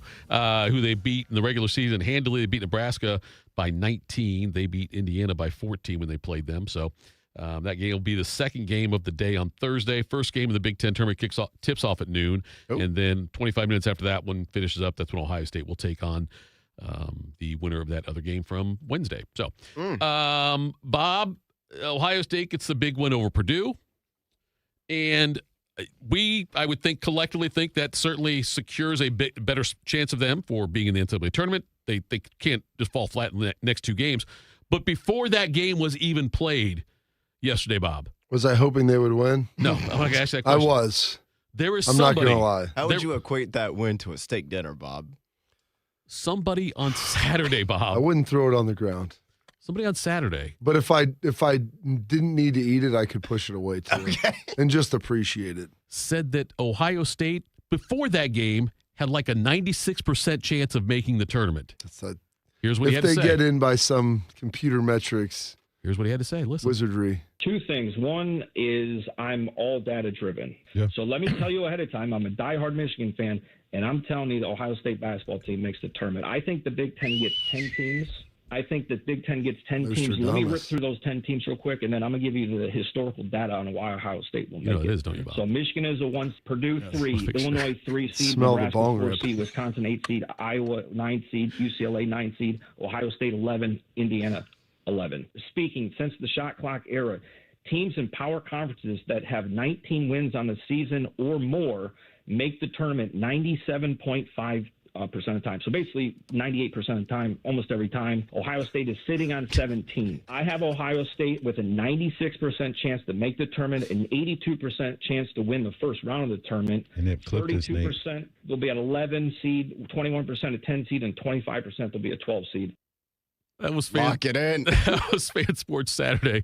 With I'm Tim not really May a and Devere fan of Posey. other shows taking our boy, but I know. I'm glad he's. Wait, who was he getting the on word with? out there. Devere and Tim May. Who booked that? I did. For them? Yes. What are you, a booking agent now? Listen, I host Fan Sports Saturday usually with Reeser, and so I told Tim May because I had to beg off of it for the basketball tournament for the kids this weekend, and they got Tim to do it. I said, Tim, you're gonna want this guy on. He's great. And so I share guests, Bob. I hope Your Highness is on every show. I mean, he's ours first, but I'm just saying, I think he's great. So, he had a 96% chance for them, which I think is probably higher. Would have been higher than I would have guessed on Saturday morning. Anybody, I think, would have said. But hey, even But Debler. Your Highness was higher than everybody else. Exactly. He texted me after the show Friday, and because we were talking about, our boy. Yes. And he said something. He's like, yeah. He told me he minored in statistics in college. Yeah. Like, dude, I love that. I just love him. Everything about him. He's fantastic. He's the walking paradox, man. Yeah. Of all the He's people that incredible. are out there, like he is not the guy that you would expect. Who would You could just stop right there. just when he's like, I'm a big analytics guy. I mean, it doesn't even make sense that how he operates his life. That's what's the beautiful thing about him. Ohio State, 21 points out of Mobley, 20 out of Bruce Thornton, 14 Mobley. for Bynum. How many is Thornton away from Bray? He's been averaging about 20 a game, which is what he needed. Yeah, I don't know what his number is right now. Maybe Bodie can look that up, but he Let's see if I can find it. he's got a chance, he's going to play enough games, I think, to do it. Just 'cause, He's in really good shape. Yeah. Yeah, he's going to do it. So But he's like 40 away. I thought something like that. He was 40. close. So I thought coming in, like he needed about 20 a game is what he Right. needed to average. Yeah. 30 points. He's 30 even. points so away. yeah. There you go. He's got 2 games left in the regular season. He should still, do it in plus the big regular I'd like to season. see him because is Indiana at home? Indiana's here, yeah. That It's would senior be day. that would Yeah. be pretty great to Yeah. do it on senior day. I think Which so, too. 30 points, assuming that nothing horrific happens, Right. that should be well within striking distance. Yep. I agree. Here is Jake Debler talking after the game, saying that they need to build off of this win. This can't just be a one-off thing. Yeah, we have to prepare like we did, and we have to play together like we did. And you got to have tremendous fight and toughness this time of year. You know, you're seeing across the country some wild scores, right? Like end of February it's a unique time in college basketball. We're blessed to be playing some big-time, meaningful games. I want our guys to embrace the moment, focus on the task at hand, and do the little things that we know help us be successful on game day. So it helps having everybody out there. That helps us play our best, you know. But our guys have a great approach. They're spending time in this building to try to be their best, and I think that's a great recipe to playing your best, but still got to execute, still got to do those things. But we have this type of fight and execution. That combination is really important for us. You know what's amazing is Matt Painter had a quote after the game. He recruited Bruce Thornton out of high school, which, I mean, is probably the least surprising thing. Like, after seeing how good he was, said, not a lot of young people are professional. He's a professional. He's what college basketball is all about. He could have ran, transferred, all that stuff. He stayed and he fought. That's all about winning. He's not about himself. Dudes like him are gold. And it's interesting, like you see that, it's almost as if Bruce Thornton really likes playing at Ohio State and probably really likes playing for Jake Debler. Yeah. Because if not, he wouldn't have stayed. If he didn't believe in the mission and believe what was going on, you're telling me that there's not other teams. Now, Bruce Thornton might not be he's not an NBA guy. Well, I understand that, and that's fine. But you're telling me that there's somebody else that wouldn't want a guard who gives you, I don't know the numbers off the top of my head, but probably about 18 to 16 to 20 a game and probably another 7 assists. And by the way, he's a really good defender and a great leader. You're telling me that someone wouldn't give a sizable amount of NIL for a guy like that as a senior to come in saying, hey, we would like a stabilizing point guard for our program, and giving him a lot of money to do that, but he chose to stay here for some reasons that maybe aren't obvious to everybody, but I look at what isn't said and why, and if you're still here, then why? Why is that? Because it wasn't like this team you looked at and said, oh, they're a surefire, tournament team. This team should, be a top 4 seed and compete to win the Big Ten. Yeah, they could do a lot of that stuff, but they were going to have to battle and grind, and he wanted to be a part of all that. There are college basketball players that that won't be NBA players, but that had such an impact on their teams as a senior, as a leader, as a point guard type thing. And Thornton reminds me of like when Connecticut won it with Khalid Al-Amin, when Michigan State won it with Mateen Cleaves. Like that kind of impact is what he has on the team, where he's certainly somebody, he's a better scorer than either one of those guys, but he just what he brings to the team. And he's not flashy out there. He's just consistent and can score from all 3 levels. And I love watching the guy play.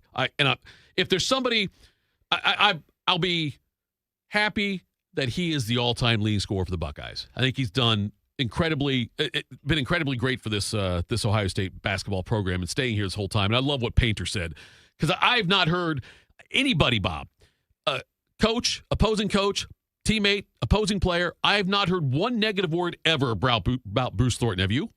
No, I've never heard him talk. That's fair. Exactly. Same kind of thing there. Yeah. So he is a different kind of athlete in today's world. Debler said, if you're going to be Purdue, you got to be tough. Well, what Coach Painter's built there it's one of the best programs, certainly in the Big Ten and across the country. And when you're preparing for Purdue and all the stuff they do offensively, and it's very easy to get caught up in the X's and O's, but the bottom line is if you don't play really tough and have tremendous fight, you don't have a chance. So we game planned, we schemed a little bit, but we talked about it was going to boil down to we had to have the bigger fight. And I thought our guys, showed that. And this is a team, like our rebounding today was the best. It felt like live is the best it's been, in a long time. And that takes tremendous fight and toughness. They out-rebounded Purdue 36-29 in that game. The Buckeyes ended up shooting 51% from the field, 38% from three.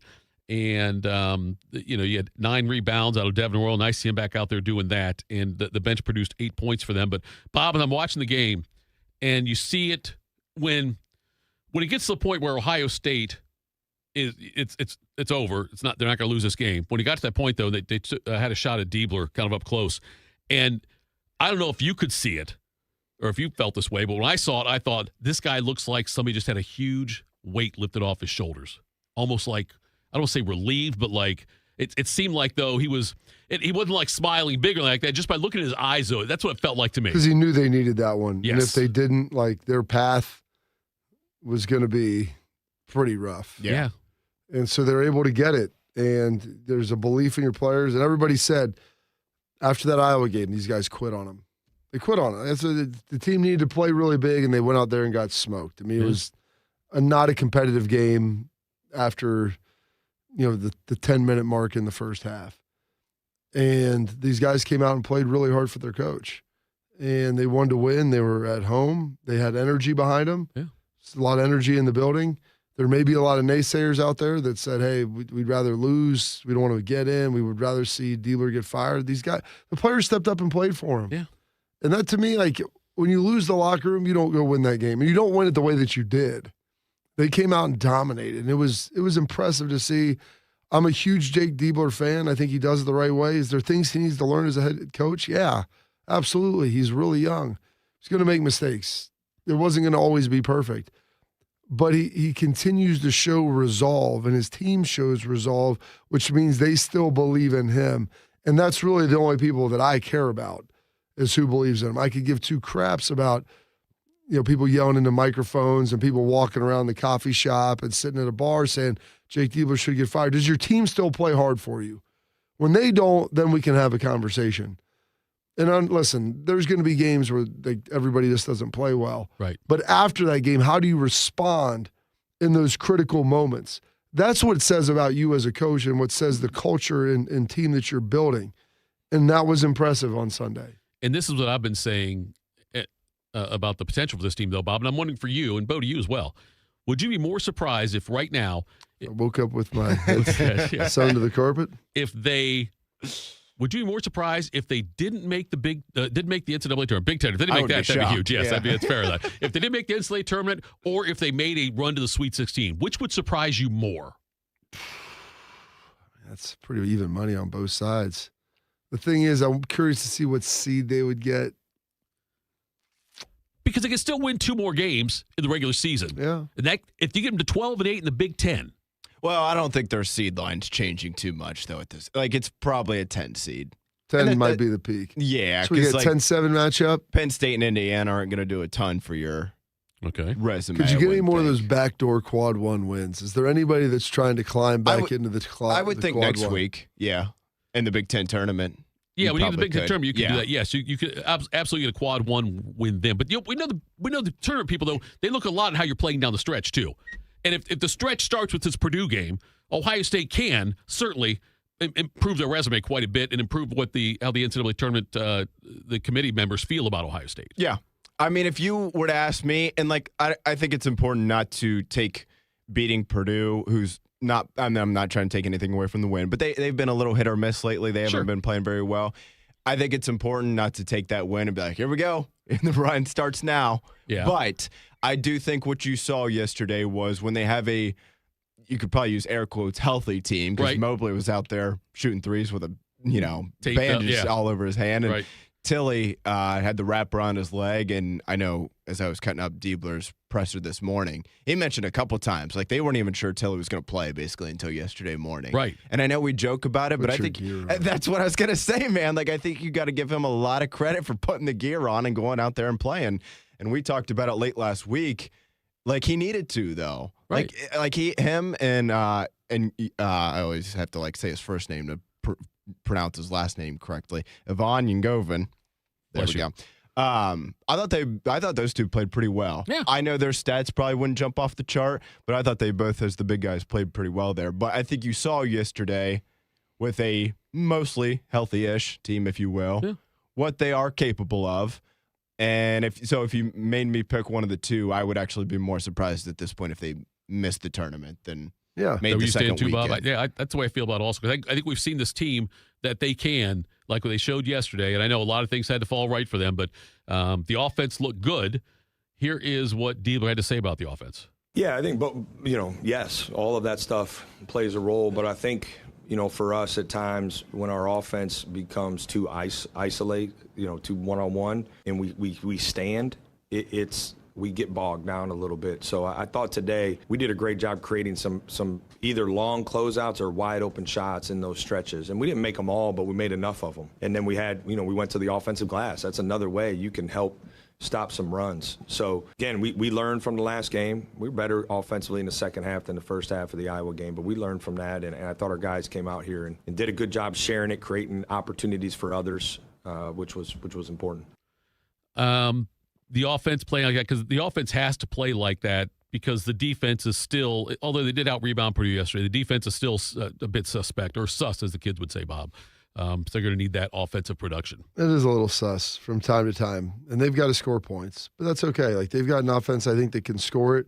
And when they move the ball, like you said, it's funny. There was a lot of great dunks that they had from ball movement, getting the ball down in the block, getting the ball in the post, get some rebounds. Like, they were able to get some easy buckets. Yeah, Mobley had some threes. Thornton had some step backs at critical moments, but getting some of those easy buckets from ball movement, that's what makes a coach feel really good. And it wasn't anything ridiculous. It's not like they went out there and made 16 threes yesterday. Right, You're yeah. like, okay, that's not replicable. Like, Mobley shot the ball well, but he's a 40% career three-point shooter. Right. He's the type of, some people might say he's going to go 1 for 8 in a big game, but he definitely did better than that yesterday. 7 for 8, too, at times. Yeah.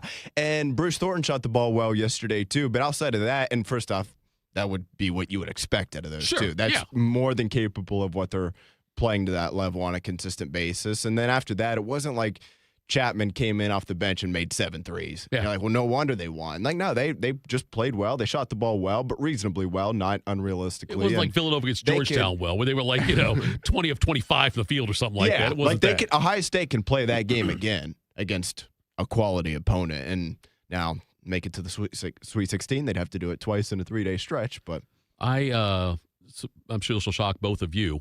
I'm really not a good basketball coach. When I saw Chapman have that shot at a layup and he passed it back out, because the game was still slightly in doubt. Like, in the moment, I'm like, no, oh yeah. Here is Debler talking about that. Yeah, huge shot, and we're not anti-layups, right? But I think it just shows the belief these guys have in each other, and for Taysom to make that pass, it was an unselfish play. Maybe someone comes from behind block, maybe not, but he saw a guy wide open and delivered it right in his hands. I mean, just again, I think it speaks to the closeness this group has and the confidence they have in each other. That was a big time play. They did seem like they were having fun out there, didn't they, Bob? Looked like they were enjoying That's what I'm saying. Listen, when you're moving the ball and you're winning, you're getting dunks, Bynum getting some nice dunks underneath. It's a fun deal. Everybody can enjoy that. So, yeah, that's the team that you want to play. It's a team you want to be around. You get that motivated by a win like that. Hopefully now when they play Penn State Wednesday. Wednesday. Yep. And then you host Indiana 10:30 p.m. tip or something. Probably something like that. Maybe to a big No, Noon actually, Fox. I think that one's actually pretty reasonable. 7? I thought it was 7:30. 7:30. Oh, on the Peacock. There you go. Yeah. Hop on that frothy stream. There you can do that. Saturday evening at 5:30, they host IU. Oh, it's a night game Saturday. Yeah. Night-ish. Yeah. 5:30. I mean, listen. It's still light out now at 5:30. It's light at 6:15. Hey, it's sneaking up on us too, by the way. What, time change? Yeah, Saturday night. Yeah. And that'll be after the game. Yes. Catch your celebrating an hour short. Right. You win those two, though, this week. Get a win next week in the Big Ten tournament, and I think you are firmly out of the Dayton games, which I know as a fan maybe be fun to go to, but I don't think you want to play in that. Listen, does that count as a tournament win? Quad one. Oh yeah. I think it is. You're in the tournament. It might be. Right? They win these next two against 20-11 overall, 12-8 in the Big Ten. Yeah. And they go into the tournament, win at least one game. I think split a pair. Yes, you could do that. They are. I know. I was looking at this earlier. So they are. Forgive me, I've clicked around here a little bit. You got a betting favorite on this one? No. They are 1, 2. Oh, stupid ESPN. 3, I think they're 6, ninth in the Big Ten. Ninth in the Big Ten. Yeah. Probably in good shape not to fall to 10th. Right, because they're two games up on IU. Yep. They are even with Iowa in the standings. They play IU at the end of the season. So true, yeah. But like you'd have to drop both. They'd have to win both. Right. They are even with Iowa, the Hawkeyes. They're both 10-8. Now, obviously, Iowa just beat them, so they would have to finish a game ahead of them. And then they're a game back UCLA, but they did beat UCLA. Right. And then, so I didn't realize this, admittedly, off the top of my head, but everybody makes the Big Ten tournament this year. That's changed from the last year or two or whatever. So not that Ohio State's going to get a top 4 seed, but they would get a triple bye. That would be exciting. The double bye has turned into a triple bye. But triple stamp and double stamp. I say all that to say they would, if they're the 9 seed, they would play on the 11th, which is a Thursday. Wednesday. What time but if is they that? can, that would be 11 a.m. Good for Rothman. So 11 a.m. probably. Yeah. Now that's the tournament's at the United Center in Chicago, so that might be actually noon. It's their time. Yeah, it's 11. Even better for Rothman. Right. Just get the And day then off. Matty Hayes. If they go on a run. I was when I had Are that there midday any 6 slot. a.m. games? That we get, I guess we're still digital, so it wouldn't matter anyway for us. I guess never mind. But 9 seed, they would play on March 11th at that time slot at noon. But if they can get to the 8 seed, they wouldn't play until the 12th, same time at noon. So if you can get yourself up to that 8 seed, you get an extra day What you're off. telling me is that Rothman's getting a day off regardless. He's in good shape, yeah. So Iowa and Ohio State are tied right now in the Big Ten standings. Yep. We know Ohio State's got 2 winnable games. Iowa hosts Michigan. That might be an L. At Nebraska. Maybe 2 L's. That could be 2 L's for them. So Ohio State could jump ahead of them. And what do you say about UCLA is a game ahead of them? Yeah, and UCLA hosts Nebraska, and then they go Is to Mick Southern Cronin Cal. still the angry elf out there? I think that's a 365-day sort might of be deal for him. 366 on leap years too. Yeah, I think so though. I believe he is. I think they're in good shape to at least stay at 9 and at least potentially get up to 8. Yeah, I think so too. And even 7. Coming up next. Well, we're gonna listen. What are you teasing? I was gonna tease Luke. Good. I was making sure that you. Good. All right. Are we on the same page here, all 3 of us? Bodie, you ready to play it next I'm segment? ready. Yep. Okay, here's the tease then. Buckeye offensive lineman Luke Montgomery got cornered by Carp on the cruise. We'll hear That from makes it sound. We sat down together and had a great conversation. You got cornered by Carp. Pressure to Dom do an corners, interview. guys. I just have a conversation with them. Forced him to talk to him. We'll play that next. This is Morning Juice. Around the world, Children International and friends like you are giving children in poverty a chance to grow and thrive, to be healthy, to succeed in school, and achieve great things. All right, sitting here How with do we Luke do it? Montgomery, offensive In guard the at best Ohio way State. possible, First by time on the helping cruise ensure here. access to healthcare, nutrition, and educational opportunities. And most importantly, by empowering youths and their families to get out of poverty and into employment through life skills, computer, and job training. The very tools they need to break the cycle of poverty and build futures full of promise. Because every child deserves a chance to realize their full and best potential. Learn more about how Children International is empowering children and families by going to children.org today. That's children.org. You know what hope is? Hope is action. Carving a path forward, even when it's hard. And kids who still know how to dream. They're the best pathfinders of all. So at Child Fund, hope means helping millions of children living in poverty worldwide to grow up healthy, educated, skilled, and so all those good things can come true for them. Safe. And that means safe at home, safe at school, and safe online. Hope means walking this path together. All of us. Because when we work together, we can do so much more. That's right. Hope includes you. Child Fund, because we need each other.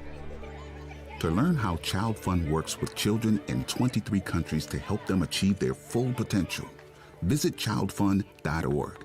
That's childfund.org. People don't realize that glaucoma is one of the leading causes of blindness. Because there are often no early symptoms, nearly half of those with glaucoma may not even know they have it until vision loss has occurred. I was diagnosed with normal tension glaucoma in July of 2020.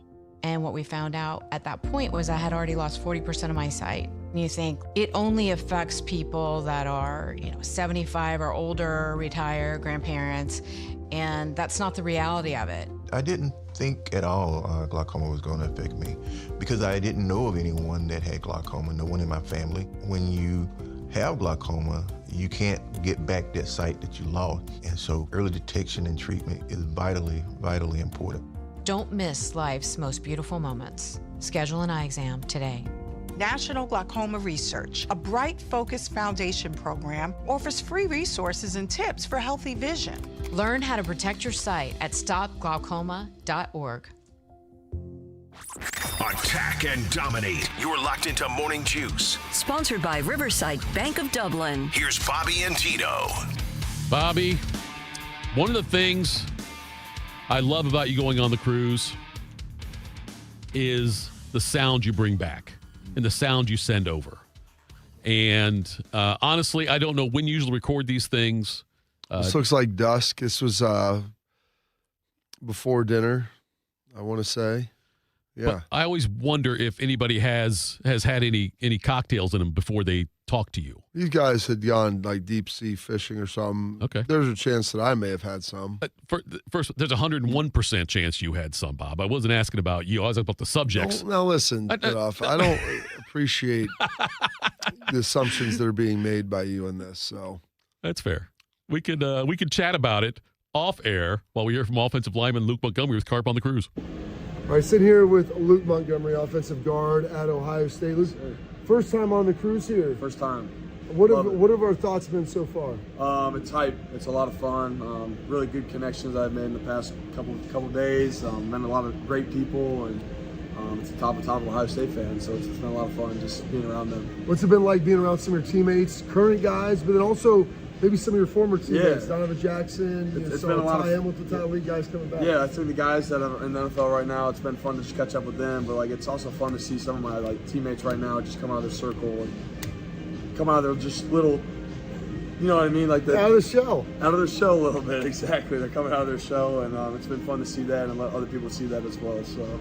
It's good. Were you surprised? What did you expect when you got on here? You're an Ohio guy. Yeah, I mean, I've been on one cruise in my life. It was first, second grade. I don't remember much about it, but I'm just surprised of how exclusive this is, and just the stuff that you get to do on it, and everyone's just down to earth and having fun.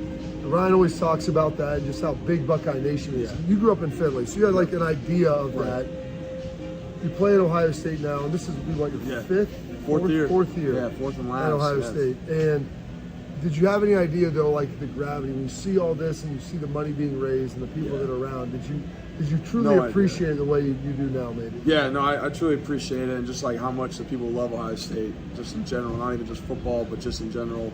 The alumni is huge, and then the people that just put so much into this, man, and that aren't even playing. We're the players, and we're playing the game. We put a lot in, but it almost feels like they're putting even more in than we got. Oh yeah. What's been your favorite part thus far? I think, my favorite part so far. Honestly, this thing right back, just the food here. Food. I'm really praying I'm not overweight. They've got a scale down in the Julian's got a scale in his room. You brought it with him? I haven't used it yet, but when we hit the port tomorrow, I might have to get on that scale. So I've been trying not to eat an insane amount, but I don't know if it's working. Are you worried you're going to have to be an upper deck guy when you get back? I've never been one, but hopefully not. I mean, you were a guy who was trying to gain weight, exactly, right? which is nice. You get old, and then you got to try to lose it.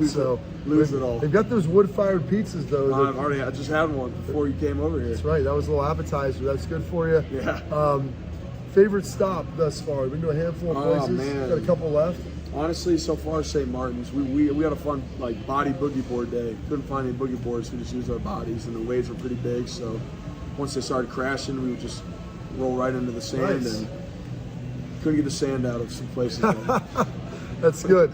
So your girlfriend plays volleyball at Ohio State. Yep. She's also been on here. Yeah. They've got some volleyball president. Their coach is on here as well, Jen. Their DVO, Caitlin's here. It's been awesome. They've been great. What has that been like, that dynamic? It's been great. She's an amazing person. She's got a great personality. Probably better than you. Better than me. I would agree with that. She's better than me on everything she does, which is good. But no, I think it's great to have some just girl players as well on this trip. I think it might have been a little bit of a test run here with Cammie and Mia, and it's been great so far. And I think a lot of the wives of the other guys that are big donors here, they seem to love them a lot too. So hopefully next year and the year after, just more ladies get to come on this trip. Absolutely. It's been tremendous to kind of see this and watch you guys grow as you move forward with it. Looking up at the upcoming season, obviously this is a new paradigm. Ohio State's always been involved in the portal, but this is a year where it's almost like we caught up to everyone. Yeah, a lot That's more bringing in 20, 25 high school guys, but then also about the same number of portal. As a leader, what does that do for your job? I gotta set the tone. Like everything starts from scratch now. We have so many new guys that we don't even have leaders this semester for workouts and stuff like that. So you got to earn it again. That's what it's kind of been too. And Coach Mick and Coach Dave alluded to that a lot. And I think it's great being at Ohio State because we bring in the guys that really want to be here and fit the culture and stuff like that. And that's all true, obviously. So they've been here and it is now. So there's a lot of guys returning on the offensive line. Yep. You've got a veteran group, a lot of Midwest, a lot of Ohio guys with that. And Carson's on here as well. Yep. Austin's on here. You guys obviously 3 staples. Yep. But this really didn't go into the portal on the offensive line. Yeah. What's that going to be like there? Urban always said when he was here, this was an offensive line dominated program, led program. Yeah. You got to be able to run the ball. You got to be able to do those things. There's a toughness element. With you guys being the leaders of this group and have everybody coming back, what does that mean? It means that we got to lead up front on the offensive line, D line. I think the D line's obviously right there as well with the guys that we got as well, and it's gonna be a lot of fun this year. But it's got to run through us, and especially with the schedule we got this year, we're gonna get pretty calloused up for the postseason. That's good. That's great. Off-season workouts going on right now.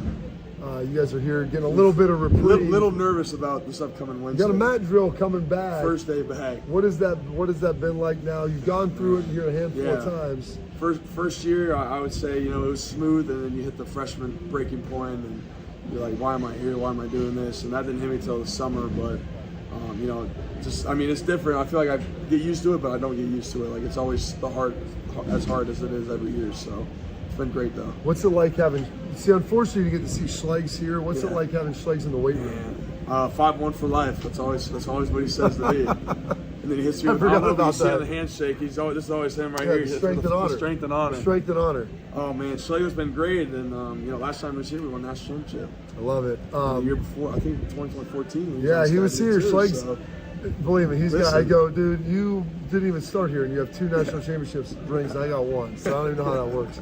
But last on this, as we kind of talk about this portal era. Yeah. Looking at your career, you got here. You're obviously a really highly recruited guy, an Ohio guy coming in. Everybody wants to play as a freshman. You want to play more as a sophomore. It ends up working out really well. Was telling me it works out the way it's supposed to work out. Yep. What was that process like? How hard was that sophomore year? It was hard, and I learned a lot and grew a lot. Just having even the tough conversation with our coaching staff and stuff like that, and just being brutally honest with them and them being brutally honest with me. And, it all worked out in the end, and I've learned a lot from it. So, looking back on that now,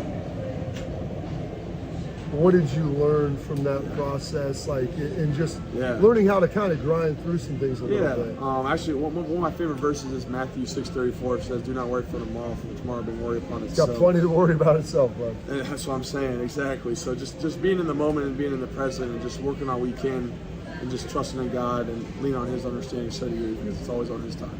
I love it, man. Luke Montgomery, one of the best. Thank Bob, you, sir. Appreciate you. Well done as always, General. Bob, usually, I don't know if it's a weekly segment or a daily segment where my parenting decisions get called into question. Oh, boy. Bodie, by the way, on Sunday, not that I would ask, but not that you asked me, but my kid played in the tournament, same tournament as Caleb won. Caleb's team won the title. My kid's team did not. He got hurt his DNF. He hit hurt his knee in the game yesterday, about midway through the third quarter. What if he plays? That's Bodie, I dropped that line on him. I'm over there at the bench, so I said, Artie, a bruise on the knee is a hell of a long way from the heart. Didn't really sit with him. Didn't hit the way I thought it would. That's not my parenting question, Bob. Here's my parenting question. Do you want to go back and watch Pinocchio naked on the couch? My daughter's in the 6th grade. Okay. She Is that a question? Had a sleepover last night on a school night. She stayed at a friend's house. I'm already against this. Okay. No, I ask you. So that's like we get the text. She went to on her a friend's Monday house. night or On a Sunday night yeah. into a Monday. Yep. We get a text. She was at her friend's house, and today they invited me to spend the night. It's 2 streets over from us. Her dad said we'll definitely go to bed early, and he'll get us to school on time and all that. And so we allowed it to happen. How well do you know the parents? I know them pretty well. I feel confident. By the way, it's the Russian family. Like Bob. a Thursday going into a Friday, maybe. Okay. Like after a trick or treat or something, possibly. You're just setting it's like getting drunk on Sunday night, dude. You're setting your week up for I said failure. that was wrong. I'm just being real. Like, okay. Odds of her getting like any reasonable sleep, even if you try to go to sleep early, you're waking up, you're not in your familiar environment. Like, by the way, this was impromptu. So did she have anything? Was she coming home in the morning to get dressed? She came home and got her stuff to go Then back there. That's less of the point of anything. Like She you're, said she you're came coming home like at already. 7 o'clock to get her stuff and then go back over there to her friend's house. What the heck are we doing? Okay, okay, Bob, that's my question now. And I'll tell you the way I looked at it as an optimistic parent. That's the title of my book, by the way, The Optimistic Parent. Anyway, my wife gets the text and says, "Oh, Jeff, you're not going to like this." And I said, "What?" It said, "Sarah wants to have a sleepover over at Mosh's." Why do you not? And I said, "No, I'm okay with it. It's fine." Because now... Have you just like quit caring as a parent? No, Bob, that's just say yes to everything. Yes, man. Is this Jim Carrey? It is a life lesson opportunity here. If she goes to school on time today and is not a cranky, almost teenager... What do you think the odds are that happens? Realistically. 1%. Yeah, exactly. So you're saying we got a chance. Oh, I want to see it, though. Social experiment and also optimistic parent, Bob. So you're saying, is there an age where you would let your child have a sleepover, not on a Sunday to the Monday?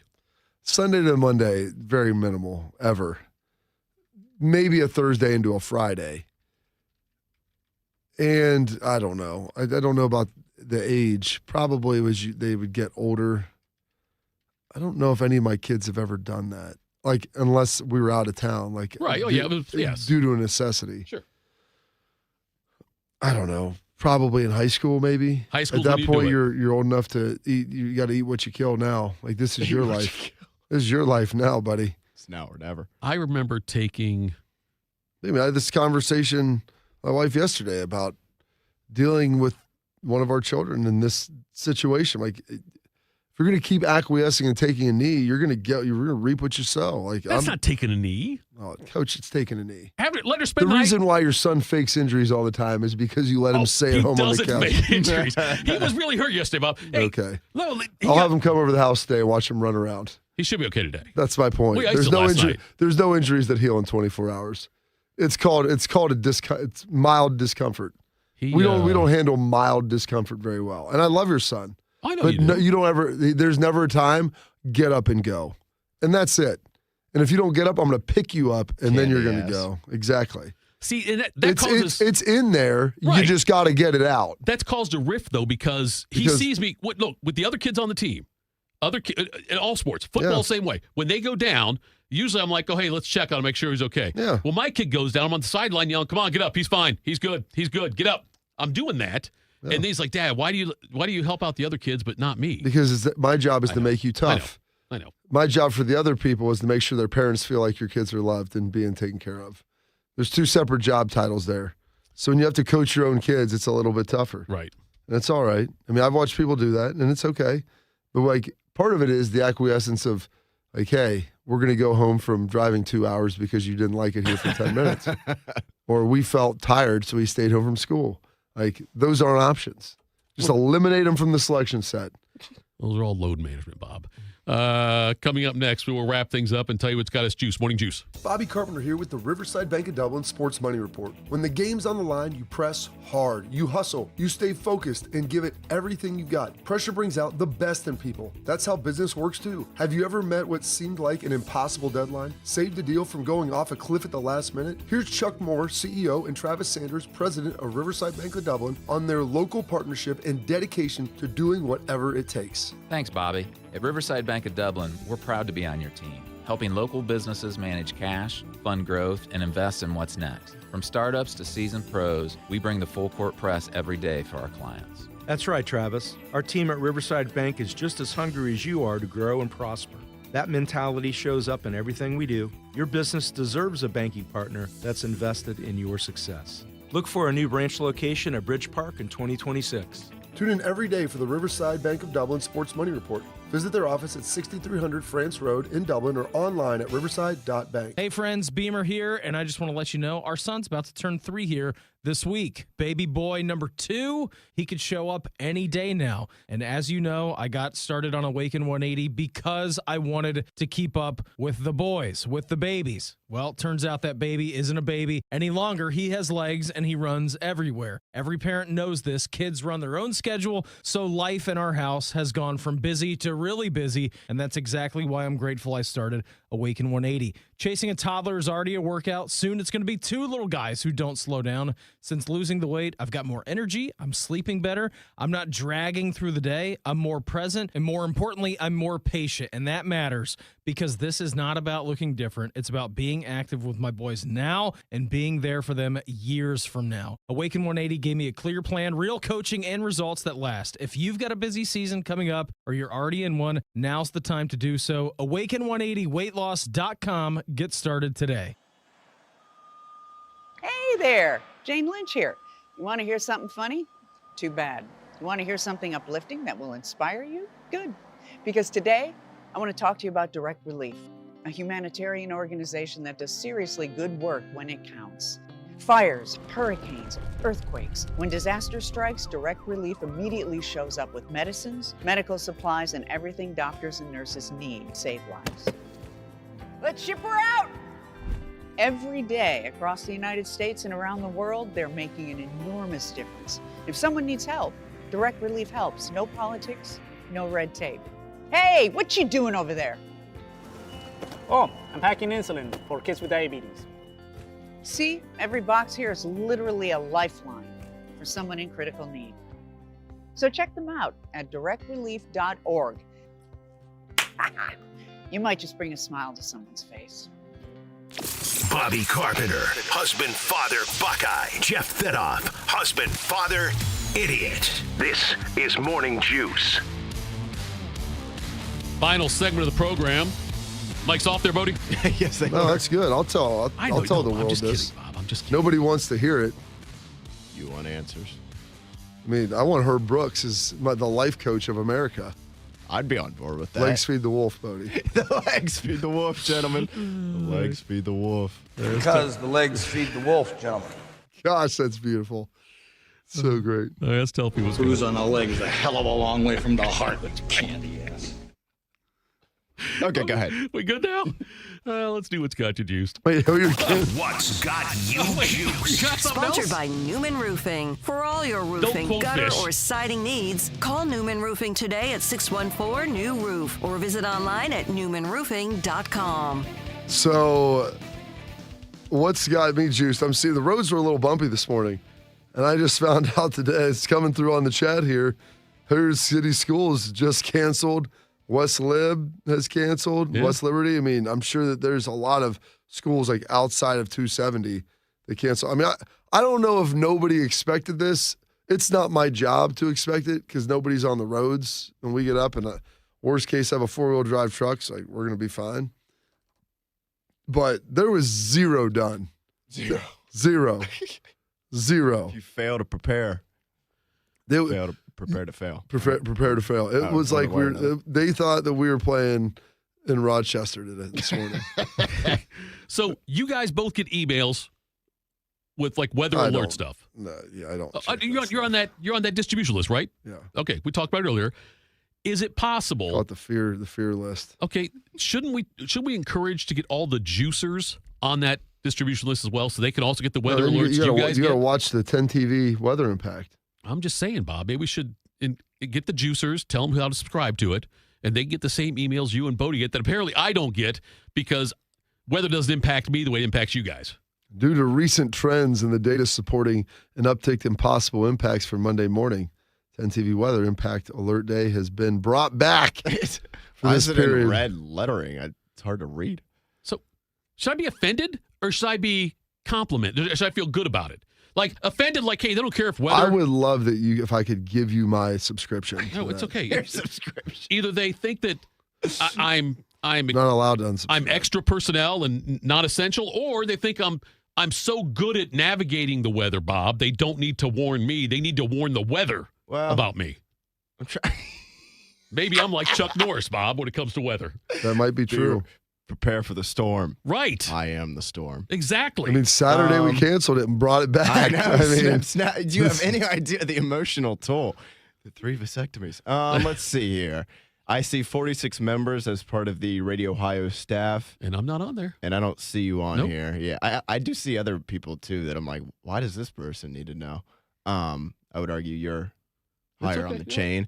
And then the WBNS staff, which is 111 people. My goodness. Oh, well, I guess it just goes to, All right. We got WBNS business office, public affairs, promotions, sales, general management, and engineering, and broadcast operations. I think you'd fall under one of those categories. You know what, the though? best news was it came out at 1:50 a.m. as if like that was gonna. Oh, that's what it came out to. Yeah, I believe. Wake up to it. You don't have like an alert on your phone to where like if you Like an Amber Alert. Yeah, right. Don't you have that? Don't you have the 10 TV alert on your phone like it wakes you up automatically? I mean, if I woke up and it was like an Independence Day style war, it's all right. I'd go in, I'd read my daily Did you wake up Saturday? Yeah.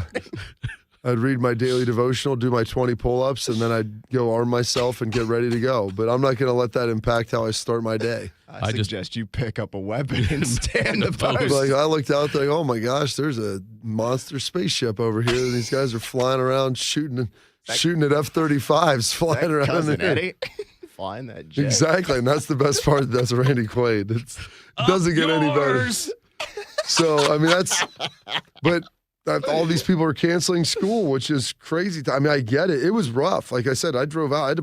I pulled out. I was like, this might be a 4-wheel drive situation today, and I'm not going to test it, knowing that once I'm driving, it might be a little harder. I may not have time to get into it. So, yeah, shifted there. That was good. What else got me juiced? We had a nice little basketball tournament this weekend. Caleb's team, as Jeff had mentioned, my youngest son, they went 5-0, and it was good. He got a bucket in the last game in the championship. He only shot 2 shots, made 1, but he had a lot of rebounds, a lot of steals. I said, it was good for you, buddy, to play off the ball. Set a lot of picks. Guy I was coaching with, he goes, man, Caleb loves to set screens. I'm like, he knows if he doesn't have the ball in his hand, go set a screen. Be a great teammate. Go set a screen, man. Go help somebody else. And did that. So that was a lot of fun, getting to do that with him and being a part of that. I had a great time this weekend. My daughter had their first scrimmage on Saturday. They've got one on Tuesday for lacrosse. Starting up all of our spring sports now, spring lifting for football for my oldest son, and then my third son, Kellen. They'll have lacrosse practice here this week. We're into March, man. We're here. Woo. My man Schlegs had a great birthday yesterday, he said, and getting him some Blue Jackets tickets. Nice. For him and his son, I think, to head over there tomorrow. Courtesy of our guy Rick Nash taking care of my boy. So it's a pretty nice little time, man. All that's got me juiced. And then we watched Ace Ventura yesterday, and I finished watching the end of Deliver Me From Nowhere with my oldest son RJ on Saturday night, which was a lot of fun. Talking to him about Bruce Springsteen. He loves my dad. I'm like, this is Grandpa's favorite guy. Like, you may want to learn about him a little bit. This is a great opportunity. So watched that with him, and we watched the final 2 episodes of Night of the Seven Kingdoms, which was really good. Some nice fight scenes in there. It was all pretty. The Game of Thrones and the derivatives can get a little dicey for younger viewing, but it was all above board. So that's got me juiced today. I got suckered into Game of Thrones a little bit. It's the best. No, it's like wife was watching it. I wish I could go back and watch it for the first time. Wife was watching it on the couch, and she, hey, sit down and watch, let's watch TV together. I was like, I don't want to watch this show. I don't know anything about this. I don't know which episode it was on. But it's so great. I remember just seeing dragons and fighting and dead people rising up. Yeah. Right? Like the dead people. I don't know if you know the episode I'm talking about, but there's like all these dead people start rising up. That's called Hardhome. And then when they kill the main guy, that's when the bad guy Spoiler dragons. alert. That's fine. The bad guy dragon. It came out 10 years. It's wild how long it's been off air. So you know you're getting old. But what's Slay's got to say, Bodes? They try to throw a little wrinkle in there, and you snuff it out, and you knock somebody's junk in the dirt. Why? Because you're blue collar and corn fed. There you go. How about that? About that. Send Artie over to him for a minute. Whereas me juice today, guys, got a few things for you here. Actually, I tell you what, I wonder if this is still in the dad somewhere. I know I put it in there That's what she said. Ages ago. That's also what she said, yeah.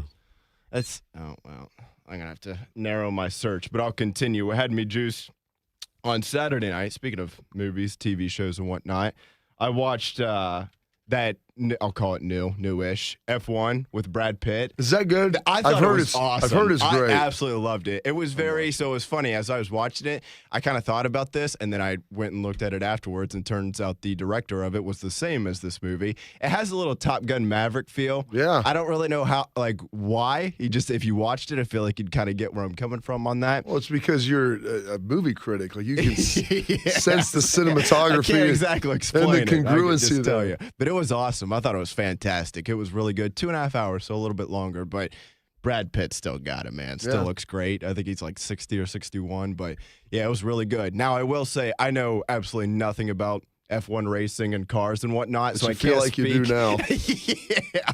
I also know nothing about being a fighter jet pilot, but I feel it's not the plane, it's the pilot. There was a great line in there at one point where I think it was Brad Pitt was talking. He's like, "It's not the car, it's the driver." I'm like, "Ooh."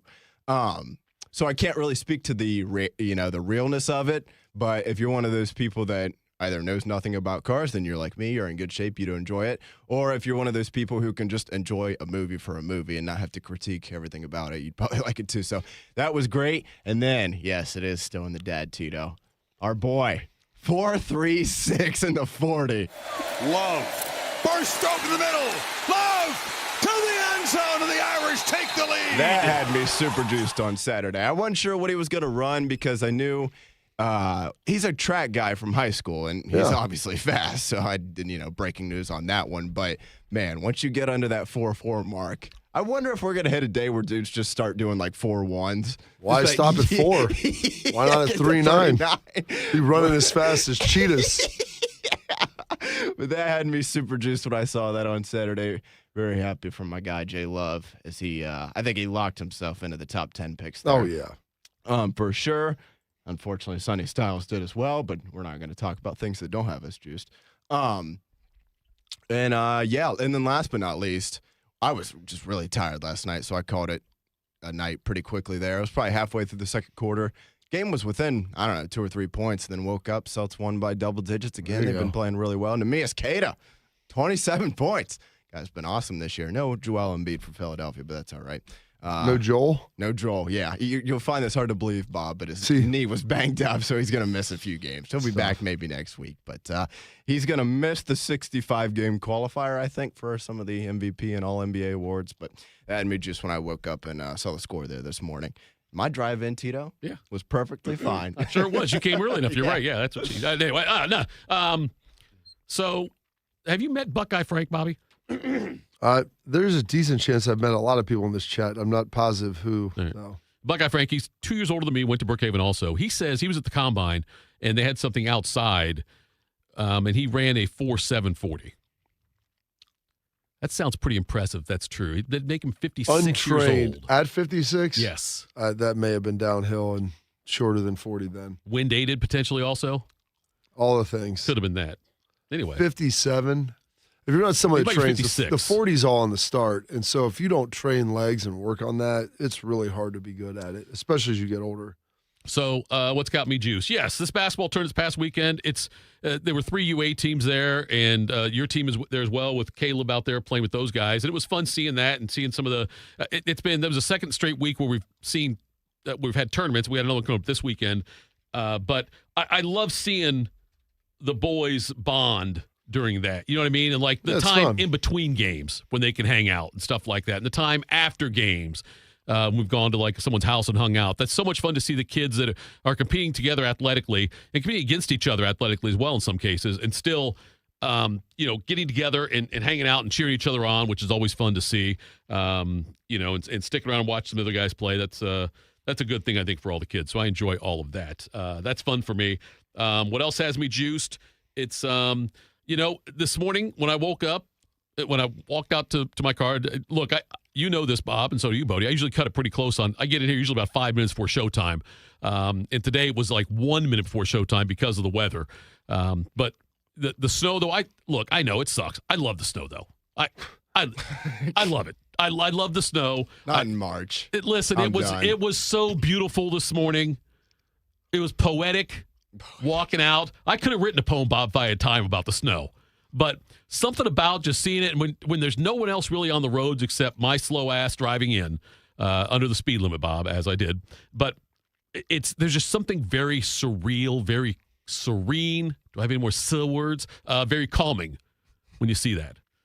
But I am surprised Hilliard's soft. It is, Bob. You don't get romantic about snow. I don't need it. I don't need it in March. Yeah. Early March?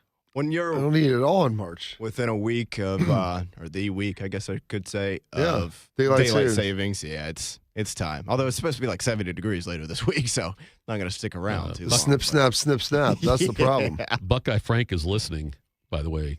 Yeah. He said it wasn't downhill, and I had jeans and a sweatshirt on. Bring it.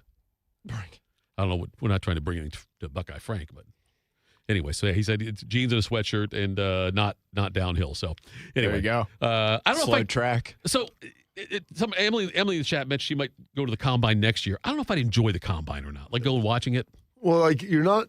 I don't know if they tell you to be quiet, but it's not. They don't sell a lot of tickets. They don't want you to be loud. Did you hear that people were booing Carson Beck though? Did you hear that? No, really. I mean, I assume Indiana faithful showed up enough. You can't have like and as much as come on, man, like you guys beat him. That's what I'm saying. Like as much as you may dislike the guy, he's going there for the biggest job interview of his life. Yeah. Like him getting booed during his you can't have that. Imagine like, having even Dale people I sit don't behind you. like. Right. Not to say I don't like Carson. He was not my favorite guy in the world, but like even people that I don't care all that much for, they don't deserve that. Yeah. Not at the combine. No. There's already enough pressure. Now, maybe for some of the guys, it might actually loosen you up because it might be more like a game. It's weird being in a stadium, working out, and there's no one in there. It's kind of an eerie feeling. Yeah. Because it feels so dead because there's so much space. And it's like, I mean, it's silent. You hear them when they take off for the 40. It's like, Oh, yeah, nothing. you can hear them You can hear them whatnot. running. Yeah. Like, you can hear their feet hitting the ground. And so think about that. Like, you never hear that in a football game. Like, it's not real.